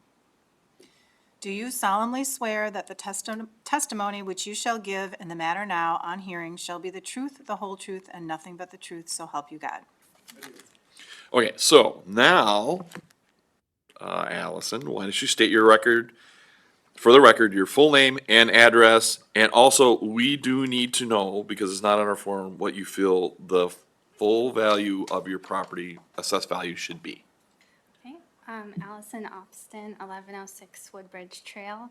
And I did leave that blank because I understood, the assessed value is the market value, and I'm not really sure what it would sell for. I did email you like what I thought more, like comparable properties would be to ours. And I think it's somewhere between what it's currently assessed at 417, between 417 and 450, somewhere in there. I didn't do the exact math because I don't think it's ever been assessed right since we bought it. Okay, so we need to know a value though. So are you saying would you agree at 450 that should be written down there? Or somewhere, something else? Because we need to know your value, because then that's how we have to determine whether your value is more appropriate after you've shown. We can't come up with something. Okay, then I would say it's probably 450. Okay, so we are going to write in, and for the record, your value, assessed value is $450,000. Okay, thank you. Now you may proceed. I'll introduce the case for Allison Austin at 1106 Woodbridge Trail. The property is classified as a residential property. The key is 0809-152-2754-1. And the current assessed value of the land is 123,000. The improved value is 433,800, and the total value assessed for 2023 is 556,800. Okay, thank you. Okay, so Ms. Austin, would you please provide your testimony as to why Mr. Peters is incorrect? Okay, I just have a question, like, I emailed some pictures to Carla, because for filling out this form, it said like you could attach more pages, so I had emailed pictures of the, I didn't know if you had that or if I should, We, I printed them, but. oh, okay, yeah, we do not. Okay, I apologize. Oh, that, I only have the one copy though. That's okay, we can go ahead and pass it around. Okay, and I don't have a color printer, they're all black and white. but Okay. It's just pictures of the outside and the inside. So when we bought our house in 2015, we bought it for $364,900. At that time, it was assessed at 405, so we got it 40,000 below the assessment at a time when everything was selling above the assessment, and that's because there is significant cosmetic damage on the interior. The owner before us, a family member, was in a wheelchair, and the entire first floor is just banged up. You can see all the doors, closet doors, wood trim, cabinets, they all have damage. The hardwood is gouged. So, at that time, we didn't get the tax, reassessed to what we bought it for. So then when it went up, I think in 2019, it still wasn't reflecting what we felt was the actual market value because we have all this damage and we never actually fixed it. The only thing we did is replace the counters in the kitchen and the bathroom, but not the master bath is all still original. The windows are all original, the furnace is original, a kitchen appliance, carpet needs to be replaced. One of the windows is actually broken in the basement. Kids were playing hockey down there, shouldn't have been, because it's unfinished. And then, so all of that, like, if we had a buyer come today, they're gonna point out all of that, like, all the windows even, they have trouble opening and closing, there's condensation, like, they're at the end of their life and need to be replaced, and that's a huge expense right there, as we just heard from the one before us.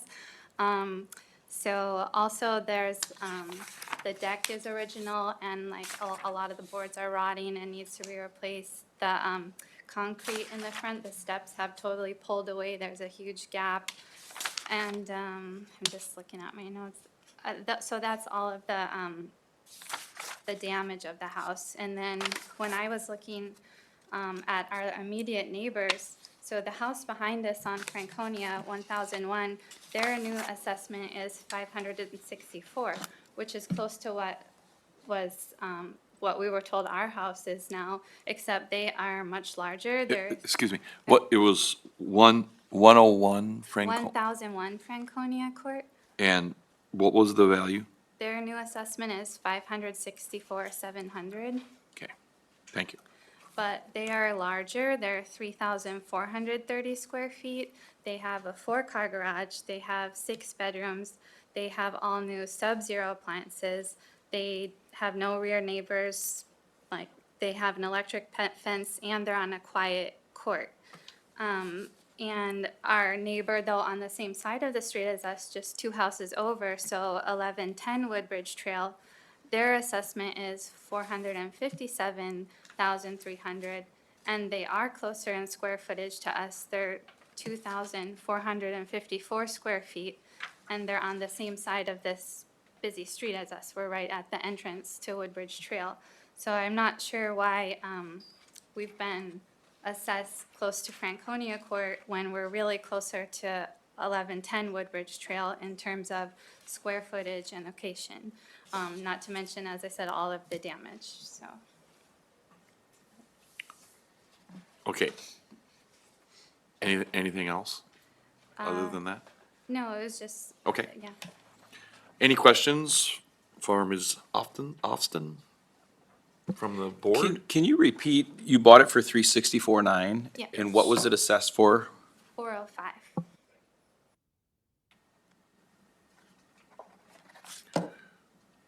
Okay, any other questions? Guys, just a general question before we get into that.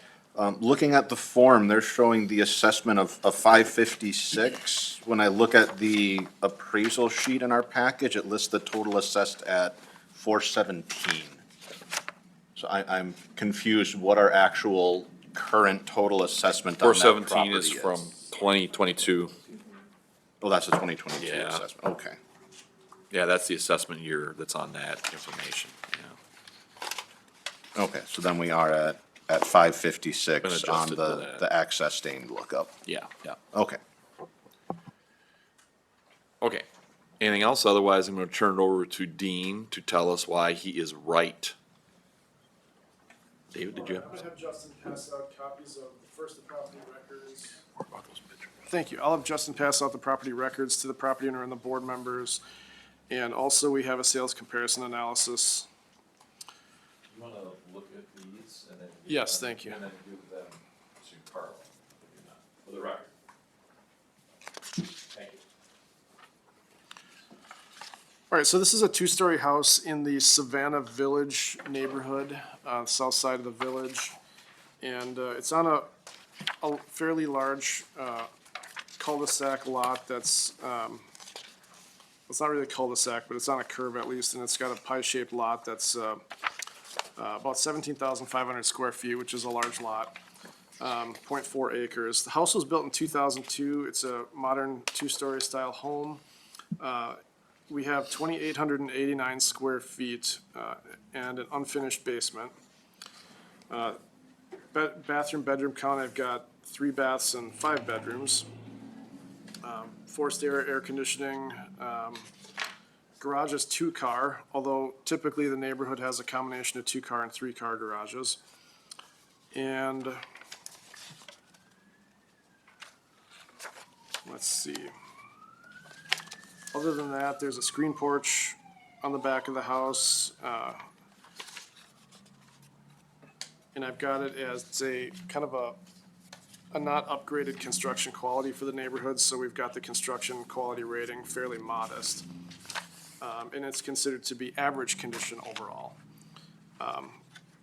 The property owner was talking about deferred maintenance essentially on the home, that there's some of my notes that I wrote down from what she said was original windows that need replacing, rotting deck, front concrete pulling away, and maybe some interior issues as well.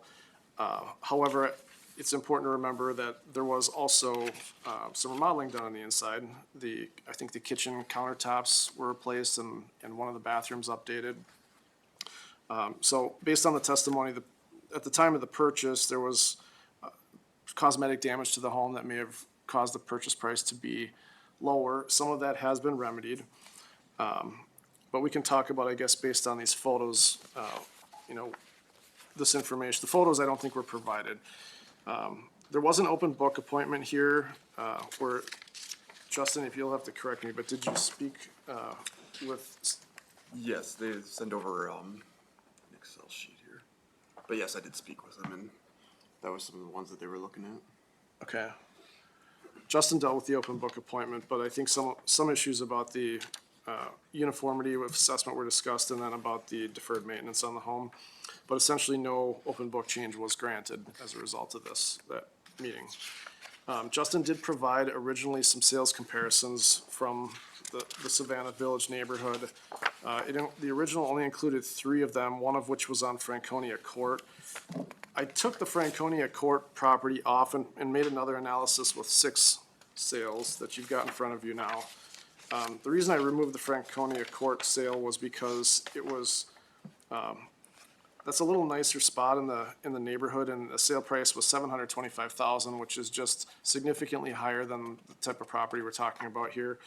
And then what we're left with is a sale at 1802 Blue Ridge, which sold in October 22 for $585,000. You can't see it in the picture, but that one just has a 2-car garage. The next one is 1605 Kohler Court, which sold for $585,000 also, that one in September of 22. And 1212 Wenzel Way, which is a three-car garage, sold for $619,900 in March of 2021. And these are all homes that were similar in age as well. They're all two-story homes. They're all roughly in the same neighborhood. If you flip to page 3 on that analysis, comparison 4 was a sale from August of 2022 for $605,000. Again, a two-car garage. Comparison 5, 1503 Kentlands Court, $500,000 sale in March of '22.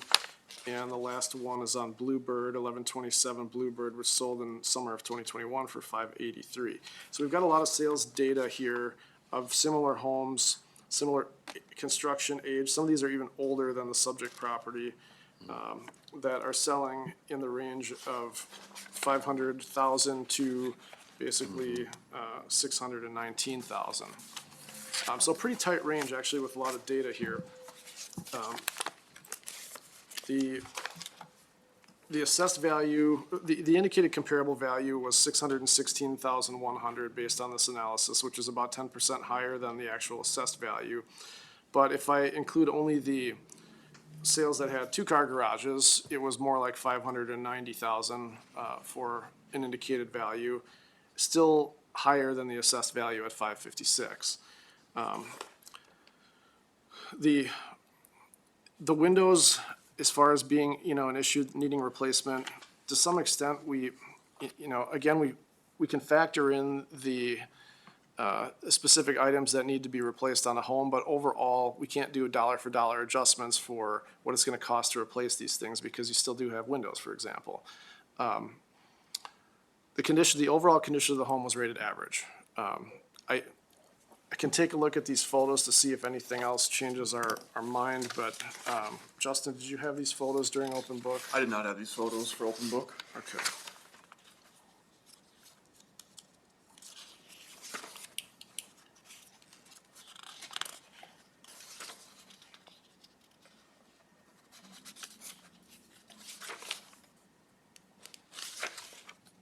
So I'm seeing some things with the cracked, concrete, rotting wood on the deck posts, some damage to the wood trim around a window.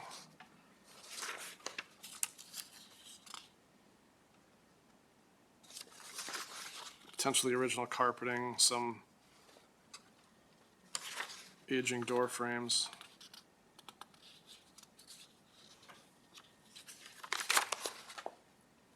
Scratches on the hardwood floor.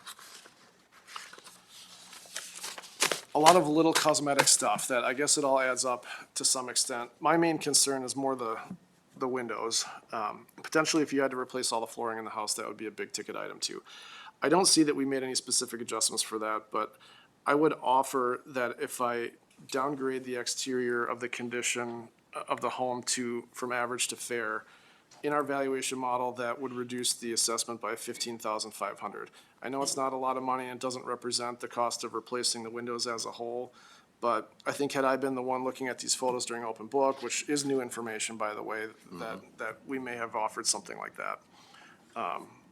So that's really all that I can tell you that's any different from what we had before the beginning of this hearing.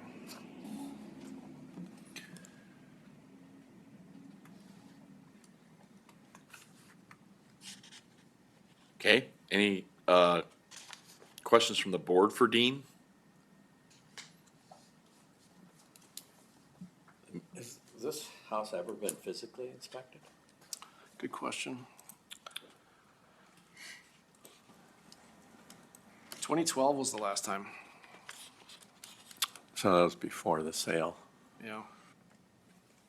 and they bought the house at a 10% discount from list at that time. Yeah, that was a question that I had too. In the information you provided, it said it was not a market sale. So what, I didn't know what that meant. On your, Listed at Yeah. 405. you had a sale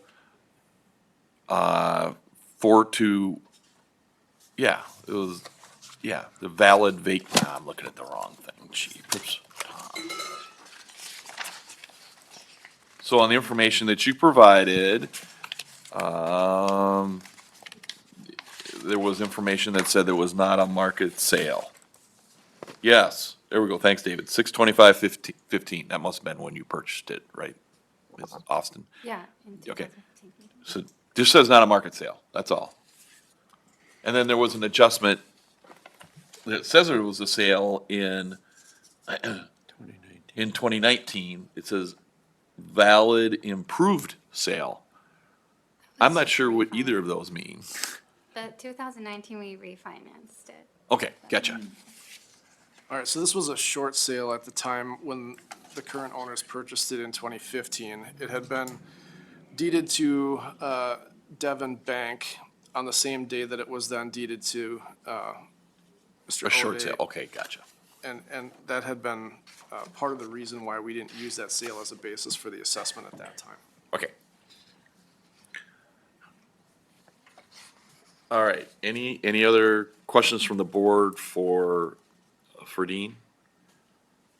Ms. Austin, do you have any questions for Dean? Well, I know he's minimizing, like saying that it's only 15,000 difference, and it's not just the windows, it's the appliances too. It's the furnace, it's original. So that's like 21 years old. And in a house of this size, like that's a big expense, just like the windows are. And all the cosmetic damage on the inside, like just one oak door by itself, but it's all the doors, all the closets, all the wood trim, the floors, like it's not just a minor thing, it does all add up. Okay, so I get you. You're asking, is there no adjustment for that, basically? And Dean has said, I can adjust from what I can see for right now, and that's the windows. Am I right? In summarizing your Right. testimony? Essentially, yeah, if all these items were repaired, we would have a significantly higher assessed value. And I don't think all of them need to be repaired in order to sell the home. I think the home can be sold the way it is, and I think if we consider this additional $15,500 adjustment, that realistically the home could sell for that price. And if you really don't think so, you know, you could have the assessor walk through in the future, you could get an independent appraisal done, something like that. Get a home inspector in there to see if there's any damages that we don't know about or that we can't see. And I'd be happy to reevaluate that information next year. But today, we can only go by with the information we have today. Okay, Ms. Austin, do you have any other questions or a summary, or your testimony is complete? Your testimony is complete. Okay, then I am, oops, sorry, go ahead. What, was your number 15 or 50, your discount? 15,500. Because my only question there would be, like I said, the house originally sold at a 10% discount, and 10% off of your list price is 55. So, That's not what I was saying. Just given, I mean, if it's the same house without improvements, and it has those same things that caused a 10% discount in the marketplace before, is the market that much greater today that the discount would be significantly less?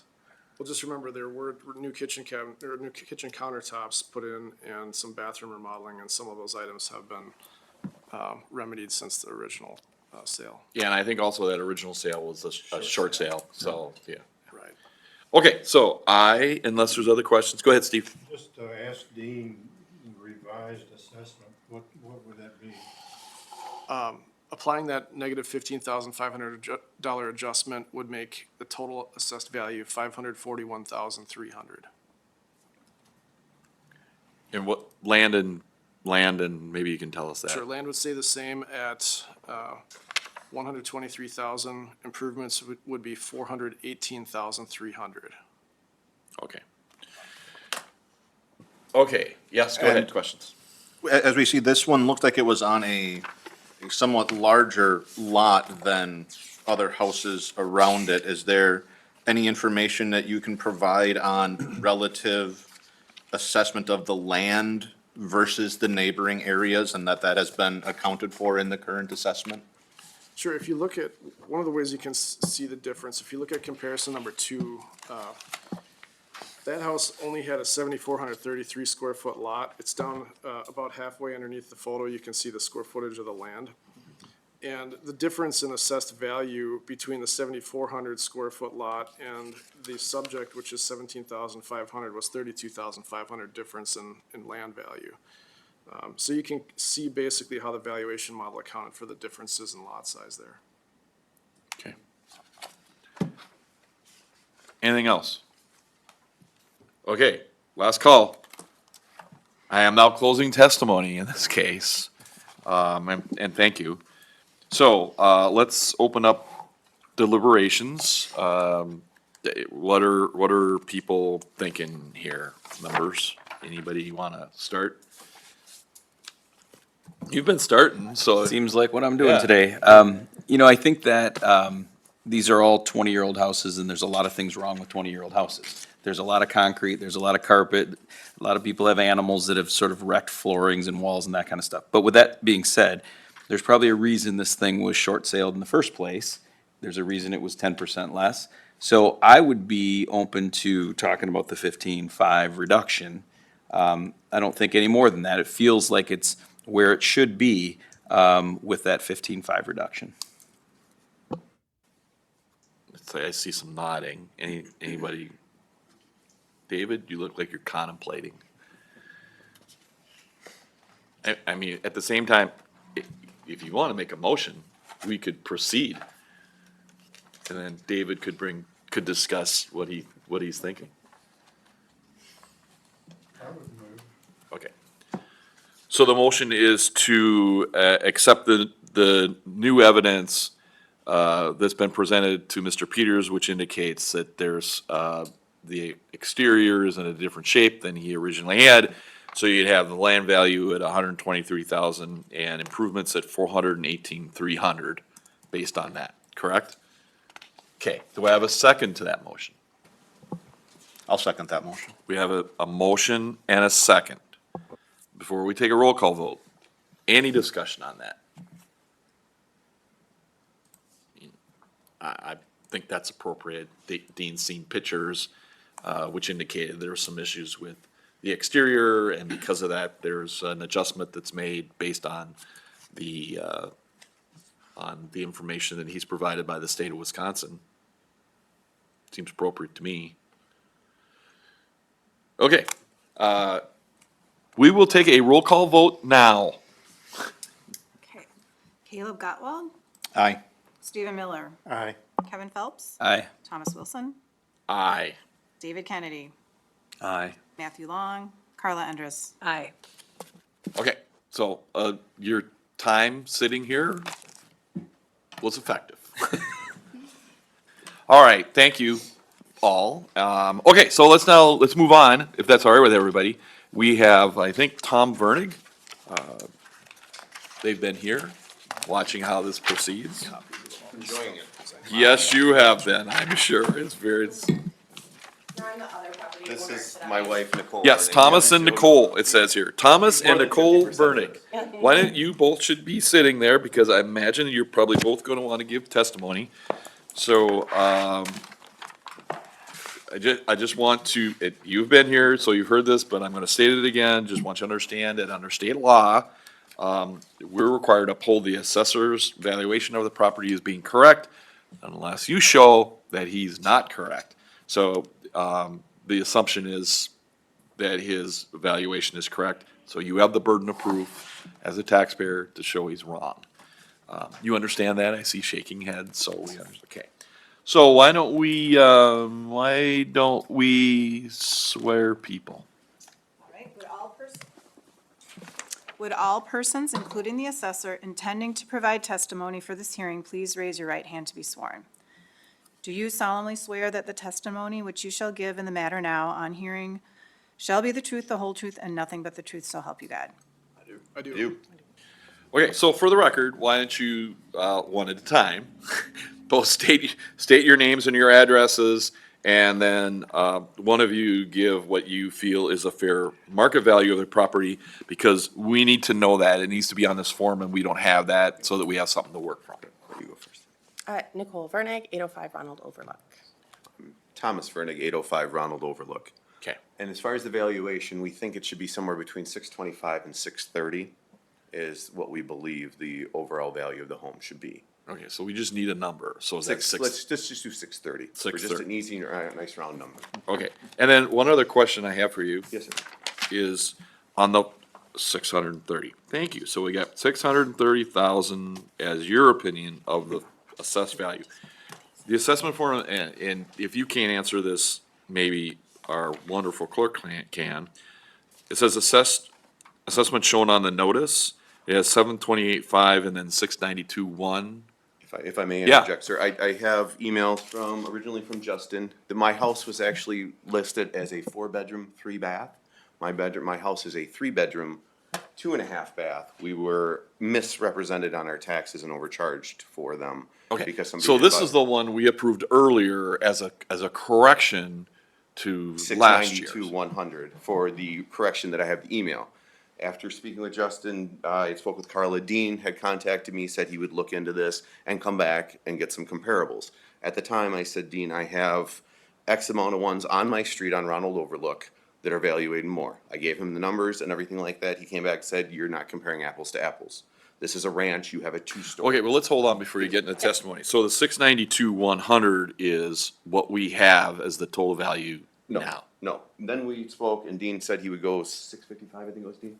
Yeah, but you didn't agree to that, so the No, assessment roll has 692,100 currently.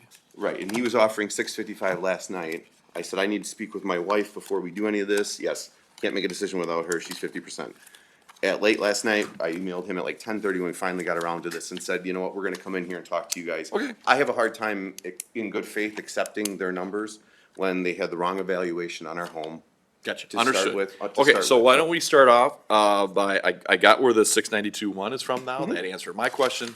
So now, Thomas and Nicole Vernig, you may present your. Mr. Go. Chair, can I So, first introduce it? yes, sorry. Just so I we always have it for forget the that. record. Sorry, So this case is for Tom and Nicole Vernick at 805 Ronald Overlook. The key number is 0809-063-2471-1. This is classified as a residential property. The land value has probably changed since or maybe the land hasn't, but the improvements might have. But the value we had on assessment for land was 112,000.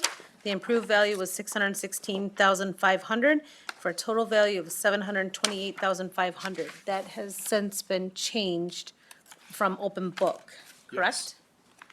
So the current value on the roll is land 112,000, improvements 580,100, for a total of 692,100. And for the record, that open book change was solely a reflection of the correction to the bedroom, bathroom count and the lower level square footage. Thank you. Okay, now, you may proceed to show us why Dean is wrong. So, taking evaluations on our road, 825 Ronald Overlook. I live at 805, so this is on my street. This is assessed at $644,500. This is off their website, their evaluation, using their website. It has 2255 above grade. Mine has 2237 above grade. We have 418 below grade. They have 406 below grade. They have 426 total square feet more than me, and their estimated value is at 47,200 less than I am. This home is on my neighborhood. If you wouldn't mind passing, I would like that back. Is that based on the adjusted number of the 42? Is that? I'm going to pass this 42,000 around. is the difference between the 692,100, not even the 728,100. Yes, ma'am. I will pass this around, but if I could get a copy of this for the record.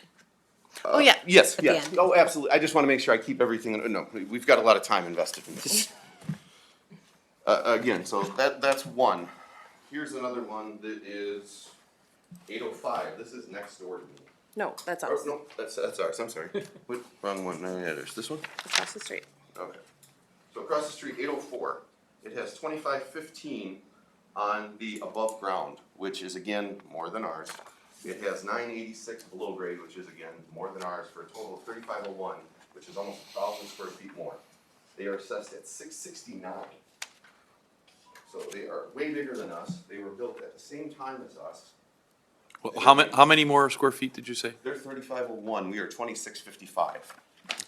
On the sheet, we also listed what was above ground and second floor, because we know that they're at different valuations. Because we were told that, yes. My understanding was, and maybe Dean can correct this, and maybe I'm misunderstanding this. When we went and talked to Kevin Aker, and we went and talked to Brian Sipley, and we went and talked to Ganser, every one of us told us a ranch is more expensive per square foot because of the footprint and the concrete. It's cheaper to build up than out. So when we looked at ranches that were even comparable to us, we have a first floor ranch at 2,000 square feet with 1,300 finished below it. They're at 3,361 and they're at 622. It's more expensive to build a ranch than it is to build a two-story. And they're still evaluated less than us with substantially more square footage. So I'm at a lack of understanding when Dean says you can't compare apples to apples. Well, then actually they should be a higher rate, that a ranch costs more because of the excavation, the concrete, the trusses, the roof. I have evaluations on my phone from builders that state that exact fact, that a two-story is substantially cheaper than a ranch to build.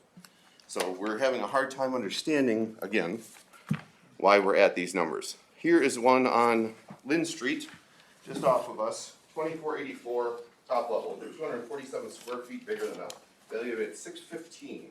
That's $76,000 less than our valuation is. There is 813 Ronald Overlook. That's 2486 above ground, which is 240 square foot more than mine above grade. 729 below grade, which is 311, for a total of 560 square feet bigger than mine, which is 3215. Again, I'm 2655. They're at $37,400 less in taxes than I would be at the current rate here. What's that again? What was that last thing you said? They are $37,400 less in taxes at their rate than I am. Okay. Now, one of the things that were told to us is because we're close to a parade home. This, set the system. It's a microphone. Oh, I'm sorry. Not to worry. All right, no worries, no worries. Steve, when these come to you and you're done, could you just pass them over to, can you pass them over to Dean so that I he will can see? happily pick them up for you, sir, and drop them off. We were told that we were being evaluated, according to Dean, because we were by a parade home for more money.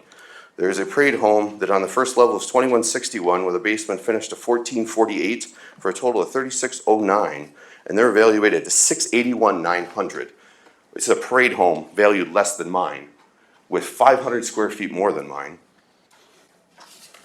What was the address on that one? Stephen View. Stephenview, one street behind me. 80. Thank you. And actually, one street over. Here we have Is that the right one? 826 Stephenview. This one has 3,064 on the first and second level, nothing in the basement, which means it has 827 square feet above grade more than me. It is a 5-bedroom, 2 full bath, 1 half bath. It has 37% more square footage finished than mine above grade. They have them listed at 665,900.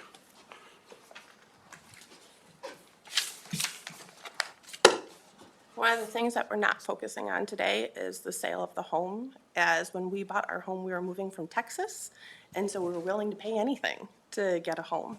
We were actually living with her With my- parents in the basement. You were ready, yeah, I guess. Well, we were with the in-laws, and we're a little old to live with the in-laws. Yeah, and so we're not looking at value of the home, and I don't have access to exact value of the homes, but I could tell you that our next door neighbor, which we could not get off of Dean's site because they just purchased it, even so it was available for almost a year, that they're assessed at a lower value than us, and they're larger than us, so they're about 3,000 square feet, 5-bedroom. Let me find it. Okay, so just a question Yes, sir. for you all. This is right, on the other property information we have here in your objection to real property assessment form. You did purchase in March 14th of 2022 for $749,900. That's right? Correct. Okay. And you're just saying We're saying. well, There are other I- factors why. I explained to Dean, I said, look, I said, we have a neighbor actually that purchased a house, they overbid on it because their child was 2 streets over and had a baby. They retired and bought the house specifically, and they were not gonna let it go, and they overpaid for their home. This is out of their mouth. We overpaid for the house because of, we wanted to live here, and I said to Dean, there's extenuating circumstances you have to look at every time. We were desperate to get out of her parents' basement. So we were willing to pay whatever it took. We actually waived contingencies and all sorts of things on the home just to get in there. Yeah. I think in that time, probably everybody did that was buying a home, but I still want to just make sure that was right for my brain. Sure. Okay, what else do you have for us? I think that's probably it. Okay, so what you've got here is of several properties in your neighborhood that you feel are a little higher, maybe higher quality, but definitely larger, that are assessed less than yours. Yeah, I Well, feel sir, I don't probably thi- similar quality. Similar quality. These are all, you gotta remember, this is Westbridge. Tierney's only, there's specifications that Don Tierney only allows in there. Okay, And there's so- only certain, All right, so you've got square footage that's less than other homes, same kind of quality, but they're assessed, or yours is less. Yes. in square footage, but Yeah. yet theirs is less than yours in assessment. Yeah, theirs is assessed higher, or lower, and we're assessed higher. Yeah. Okay, any questions from board review members for the Vernings? At this point, nope, okay. Dean, why are you right? All right. Well, first thing I'd like to remind everybody is we did process a correction of error at the beginning of this meeting for this property Yes, we from did. last year's assessment roll.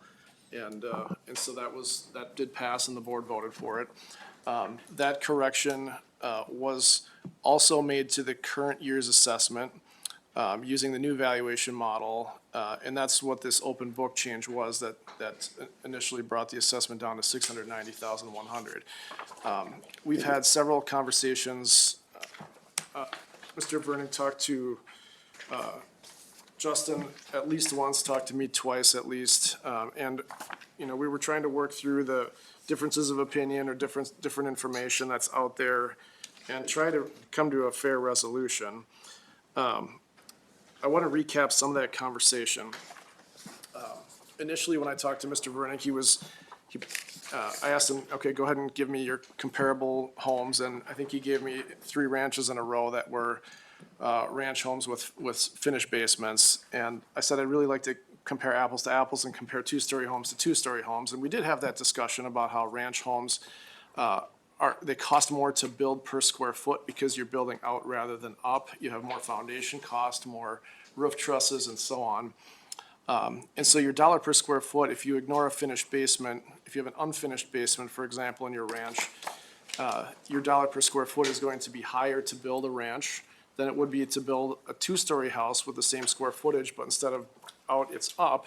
And then the 2-story house, you'll have less foundation, you'll have less roof trusses and so on. But what muddies the water here a little in this conversation is how much of the square footage is in the finished basement. These ranch homes tend to have a much higher percentage of their square footage in the lower level, and lower level is only about 1/3 of the value of what first floor is. And so it might look like you have a 4,000 square foot home, for example, but if, 40 or 45% of that square footage is in the lower level, that's really gonna bring down the overall dollar per square foot of that home. Because so much of the percentage of that square footage is in the lower level. If you build up, you don't even have that much of a percentage of your overall square footage that, you don't even have that much basement, right? So this is what muddies it. We'd have to look apples to apples and say a ranch with an unfinished basement and a 2-story with an unfinished basement. And in that situation, you would find that our valuation model has ranch homes valuing out much more in that situation. So I just want to make that clear that part of the, what we have to acknowledge here is where is this finished basement and how is that impacting the dollar per square foot? We ultimately, I offered Mr. Verning that, hey, I'm gonna take another look at this with an open mind. I'll take a look at some of the comparables that he provided. I also let him know that I'm willing to consider homes with a year built of within 5 years or so, whereas initially he thought he could only look at within a year or two of the year built date. So that opened up for a little bit more comparable sales to be used. And I started, and I put together a sales comparison analysis that, that you've got in front of you, and I believe the property owner's got one now too. Sorry, I gotta get this back in front of me again.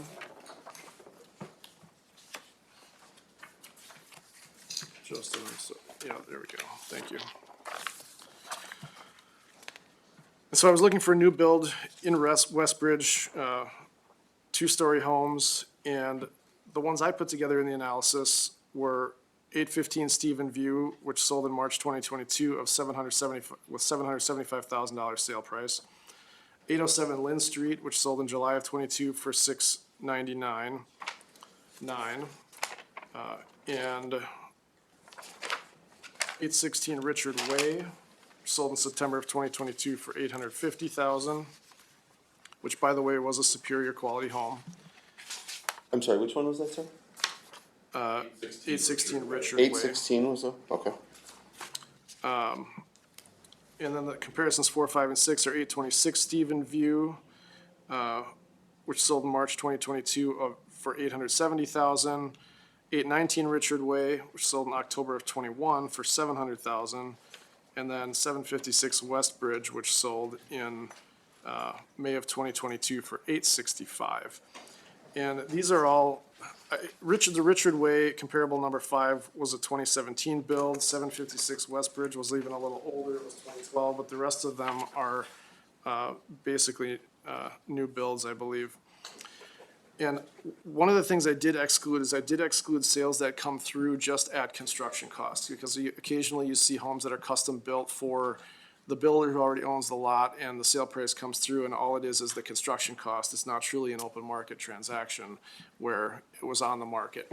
But you know, when I started going through this information, Mr. Vernon kept coming back to some of these sales, other sales on Ronald Overlook, which are on the same street, which are valued less than his, in some cases significantly less. And one example was 825 Ronald Overlook, which is among the ones that he provided. And I pointed out that that property sold for only $585,000 in July of 2021, which is right around the same time he purchased his home for $750,000. He did not pay over list price, he paid list price. And I've got the MLS listing also for everybody as documentation of that. And so really, how do you explain that then? How do you explain a home that has more square footage on the same street, also a two-story home, and one sells for $585 and one sells for $750? I've got to believe that there's, part of that is the construction cost, is going to be the quality of construction.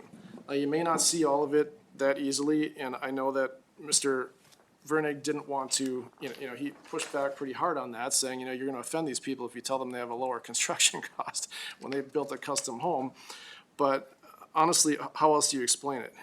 That's a big difference in price, and there are others examples of that. These examples I've got in here are sale prices in the $700,000-$800,000 range. You can find in Westbridge, not too far away, homes that sold at the same time for prices of, the high 500s and into the 600,000s, and they're all the same square footage.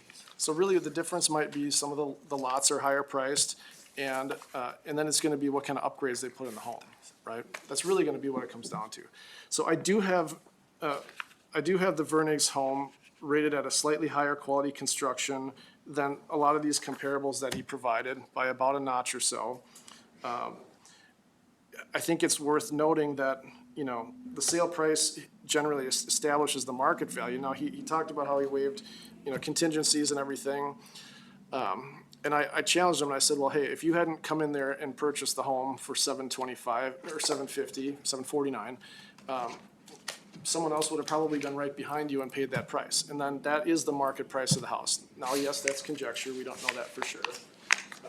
But, the sale, under state law, the sale price of the property on the open market is the best indication of value of that property. So our original valuation was still slightly under that amount. We made the correction to the square footage. That correction in square footage is actually already included in my analysis here that you have in front of you, and still the indicated value comes up at $736,800, which is 12% higher than the current assessment. So as our conversation went, obviously Mr. Vernick feels very strongly about this uniformity, how he should be assessed less because other homes are assessed less. And I want to be fair, I want to be uniform, so ultimately, I said the best I can do if I try to factor in some of these sales that sold for lower amounts, which I think are to some extent worth less, I could get the assessed value down to $655,000. And I asked him to consider that and let me know, and he did email me back and say, no, he's not gonna accept that, he's gonna go to Board of Review today. But really, that was the only other consideration I was willing to offer, and Okay, what was that? I'm sorry. What was that again? At 665, I got that part, but what was the basis or the new information that you were provided that, yeah, the new information was essentially, a lot of what you were given here. It was addresses of homes. Okay. That, some of them were sales, some were not sales, but it was more of a a uniform. lot of these are just assessed A value? lot of them are just assessed values, and a few are sales as well. Okay, And it was me going through that, considering, hey, if I want to factor in uniformity of assessments, is there anything else that I can do to help Mr. Burdick? Ultimately, and that's what I arrived at, was I just couldn't go any lower than $655,000. But since he didn't accept that number, that's not the number to roll. I know he's still not happy with that number. I don't see that. Okay, so just before we move on here, Dean, that's 112 for the property, and based on this information that the Vernings have provided you here today and in the last couple days, what were you talking about for improvements then? That would be, I'm sorry, we're at, I have to get back to the rate. Yeah, I have the sheet here. So I offered him 112,000 on the land, 543,000 on the improvements, for a total of 665,000. 665, 55. 655. That's what you were doing based on the new information that was provided to you by the Vernings. Yeah. And that's what you're, okay. Okay, I'm letting you know that as a matter of record, that Yep. this is what transpired. okay, I appreciate that. Sir, may I ask a question? Just a second. Yep. Anything else that you have? Well, I could spend time if the board wants me to and look at every one of these properties. I've looked at several of them last night after my conversation with him, and there's going to be some reasons why many of these are assessed differently in our valuation model. Right. But I don't know that that's really gonna benefit our. Well, but you've looked at it and you said that based on that, Yeah, it isn't changing my mind from the Okay. 655. now, you may ask questions of Mr. I do. Sir, you have your second example, or your first example is 815 Stephenville for 775 is your sale price, Yes. the one you gave me? That square footage is 3768. My house is 2655. I'm failing to understand the comparable here. When you're gonna throw it, when you're picking the largest homes to put up against me, is that house not 3768 square footage? Right, and if you look at the adjustments to Yes. the square footage, there is nearly $100,000 negative adjustment for square footage. But then there's a $60,000 time adjustment for the fact that that property sold early in 2022, and we've had almost a 10% increase in sale prices from January of 2022 to January of 2023. And then there's other minor adjustments, but ultimately, our adjusted sale price is less than 775. Our adjusted sale price would be 742,200. Right, but you're putting mine at, you're saying mine is at 730, 749 what I paid for it, when these people paid just a little more than me for 1,200 more square feet on the same area, is what I'm getting at, sir. Your comparable doesn't seem comparable. Shouldn't you be within a few hundred square feet of me, if we're gonna do comparables?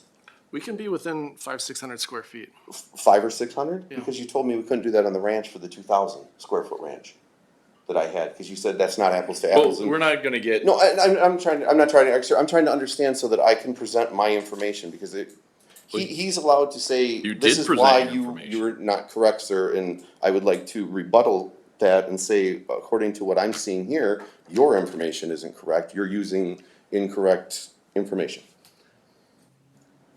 Sorry. No, the numbers are your numbers are what they are, and Dean's just trying to tell you, he's using his assessment rules that were provided by the state to adjust for differences in size and everything else. So, questions for Dean? I have before- one question. Sure. I mean, and it's more of a clarification, maybe it doesn't matter. So when you were talking about the one house down the street from us, I believe it was 824, Ronald Overlook, you said that they paid less than us in 2020, is that correct?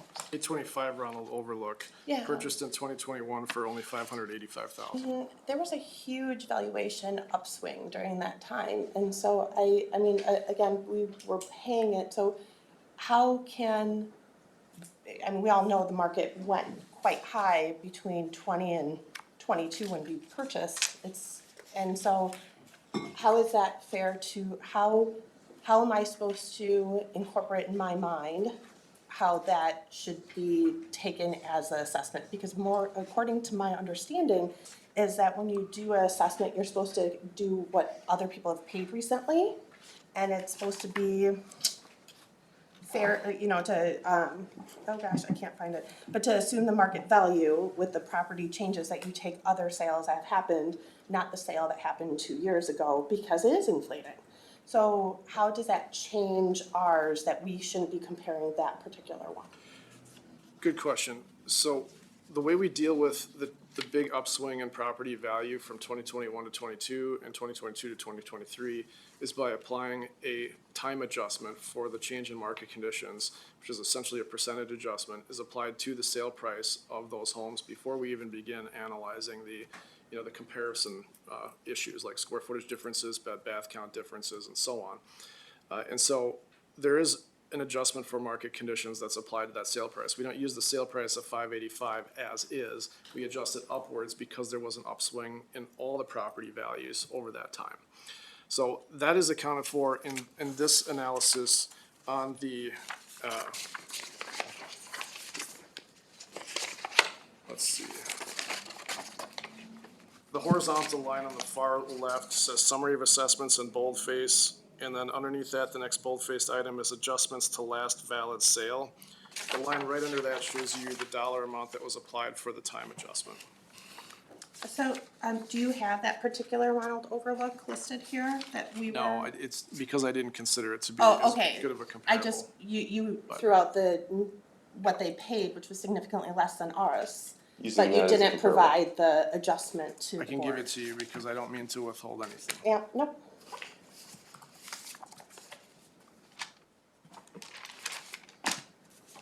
All right, so 825 Ronald Overlook. Sold for $585 in July of 2021, and our time adjusted price is $654,500. So they're at 654, you said, sir? Yeah, and they're assessed at $645, which is almost equal to the adjusted sale price, just very slightly less. For more square footage and everything though, correct, on that one? I'm just talking about the adjusted The sale sale price, price yes, here. I'm just trying to make sure I'm referring to the same home. Okay, any other questions for Dean? Do you have anything else, Eddie? I don't think so. No, Okay. I don't think so. Okay, any questions from the board members? I got one for Dean. How is the purchase price in all your data points, how is that, the purchase price of this property, not comps, how is that weighted in the total analysis? It's weighted pretty heavily if we're talking about a property that sells. So Right. normally, unless we have one of these outlier sales that I think I talked about prior to the hearings, where you have people paying way above asking price and paying numbers that don't, that don't make sense compared to sales of similar homes. If you have one or two of those outlier sales, I didn't put a lot of weight on those. But normally, the subject property sale is weighted very heavily in the overall valuation. Because when I think about this property from a year ago at $750, I wouldn't be surprised today if it was at $825, right? Because it went up 10% in the last year. Well, I know there was one example of a home that I was looking at that I think it sold in the mid 700,000s in 2021, and I just saw that a sale closed last month for 850. And so Yeah, we're conjecturizing at this point, but I hear what you're saying, yeah. But that's just my point, is Yeah. it wouldn't surprise me if this thing was at 800, and all of a sudden we're talking 655, that we're For assessed value. we're getting close to, for assessed value, yeah. Okay. All right, board review members, any other questions? Okay, so why don't we do this?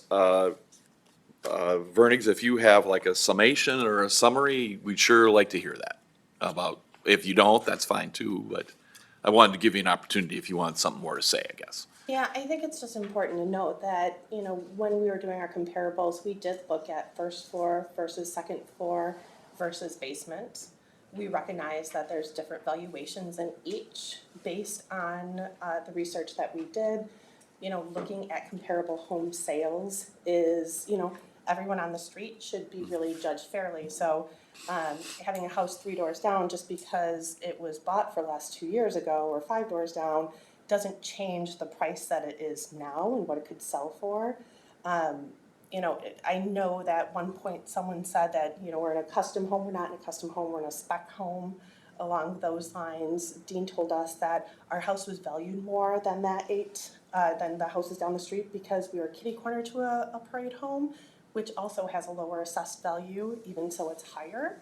And so I just hope that you guys can understand what we're looking at. We're not looking at the sales of the homes, we're looking at the assessed value to be comparable within the neighborhood. And if I may, if you're gonna use the same evaluation to weight those in on what the house could be sold for, every one of the comparables we gave you has more square footage, so they should be valued more than mine. If you're gonna say they can be sold for this amount, because that's only fair to say you're evaluating mine at 10% higher, than every one of these should be looked at 10% higher for what they could be selling for too. If you're gonna use that theory and do it that way, I think that should be a fair apples to apples comparison. And we're not. That's We're not not. a No, I fair. understand. The only That thing was we your- know is what your house sold for. Yes, and which that's is a what I'm lot saying. higher than your assessment. Oh, yeah, like And everyone that's, else's. that's, the proof is in the pudding with market. Okay, any other questions? Anything else from Mr. Peters? Well, Dustin? just last comment here is that a lot of the discussion came down to square footage and whether the square footage is for a 2-story or 1-story or finished basement. And I always want to point out that square footage is part of what people pay for properties, but location, some of these lots have a view, some of them are in, you know, a parade home area, which is kind of a prestigious place to be. There are other things that affect value besides just square footage. And so we, you know, while that is a big part of the valuation, it isn't everything. And so you see discrepancies in square footage, and sometimes that doesn't make the assessments wrong. Well, and that's why you have adjusted it and suggested that there could be another adjustment. You can't use that evaluation on every home on my block, can you? I mean, parade homes are not they don't make them like they used to, where they put 4 parade homes. Like Westbridge is a perfect example. The parade homes are scattered all over. They're not specifically in one area, which is, so when you say that, every one of my neighbors is next to a parade home then, in one fashion or another. And If- honestly, we had no idea. And we didn't even know it was a parade, we didn't care, we just wanted a house, so just to be Yeah. fair about this. Gotcha. Okay, so that's what I got. At this point, I am going to close the testimony in the case, and so we're done, and we can open up for deliberations. And what we, just in summary from me, we have this value that, the current value is 692,1. We have the 630,000 that's been shown by the various assessments that are currently sitting in front of somebody here, that were provided.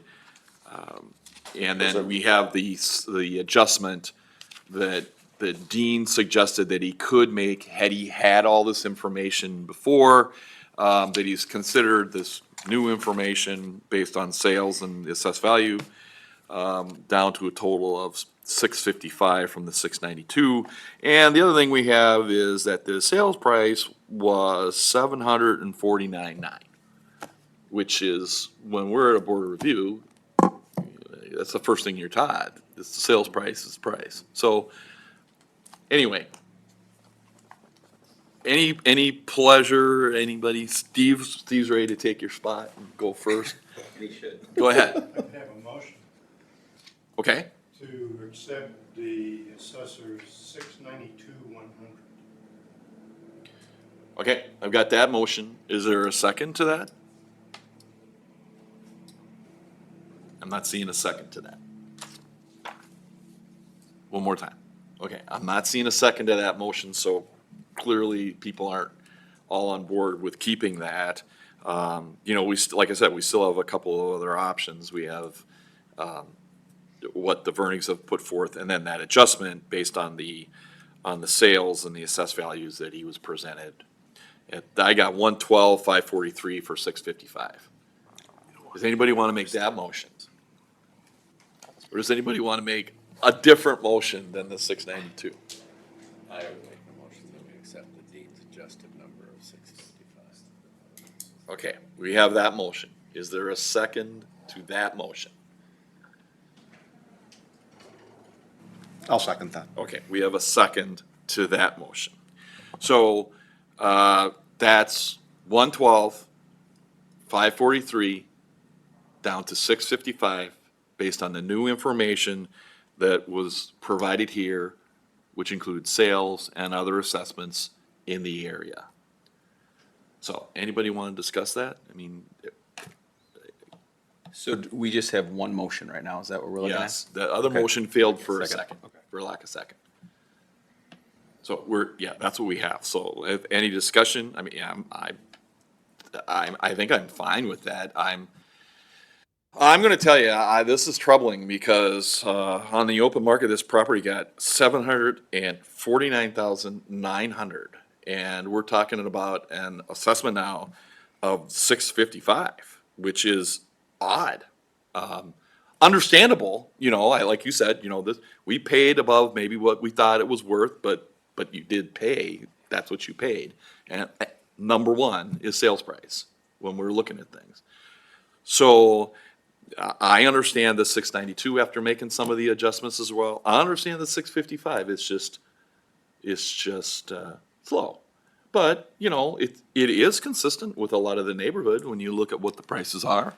I'm trying to rationalize the motion, you know, it is consistent with that. It's why this property was a 749,900 sale, you know, we'll never know, but it was open market. There's a lot of things that go into it. I know we're being taped here, but living with your, you know, in-laws might be a number one. We gotta get out of here. I don't know that, but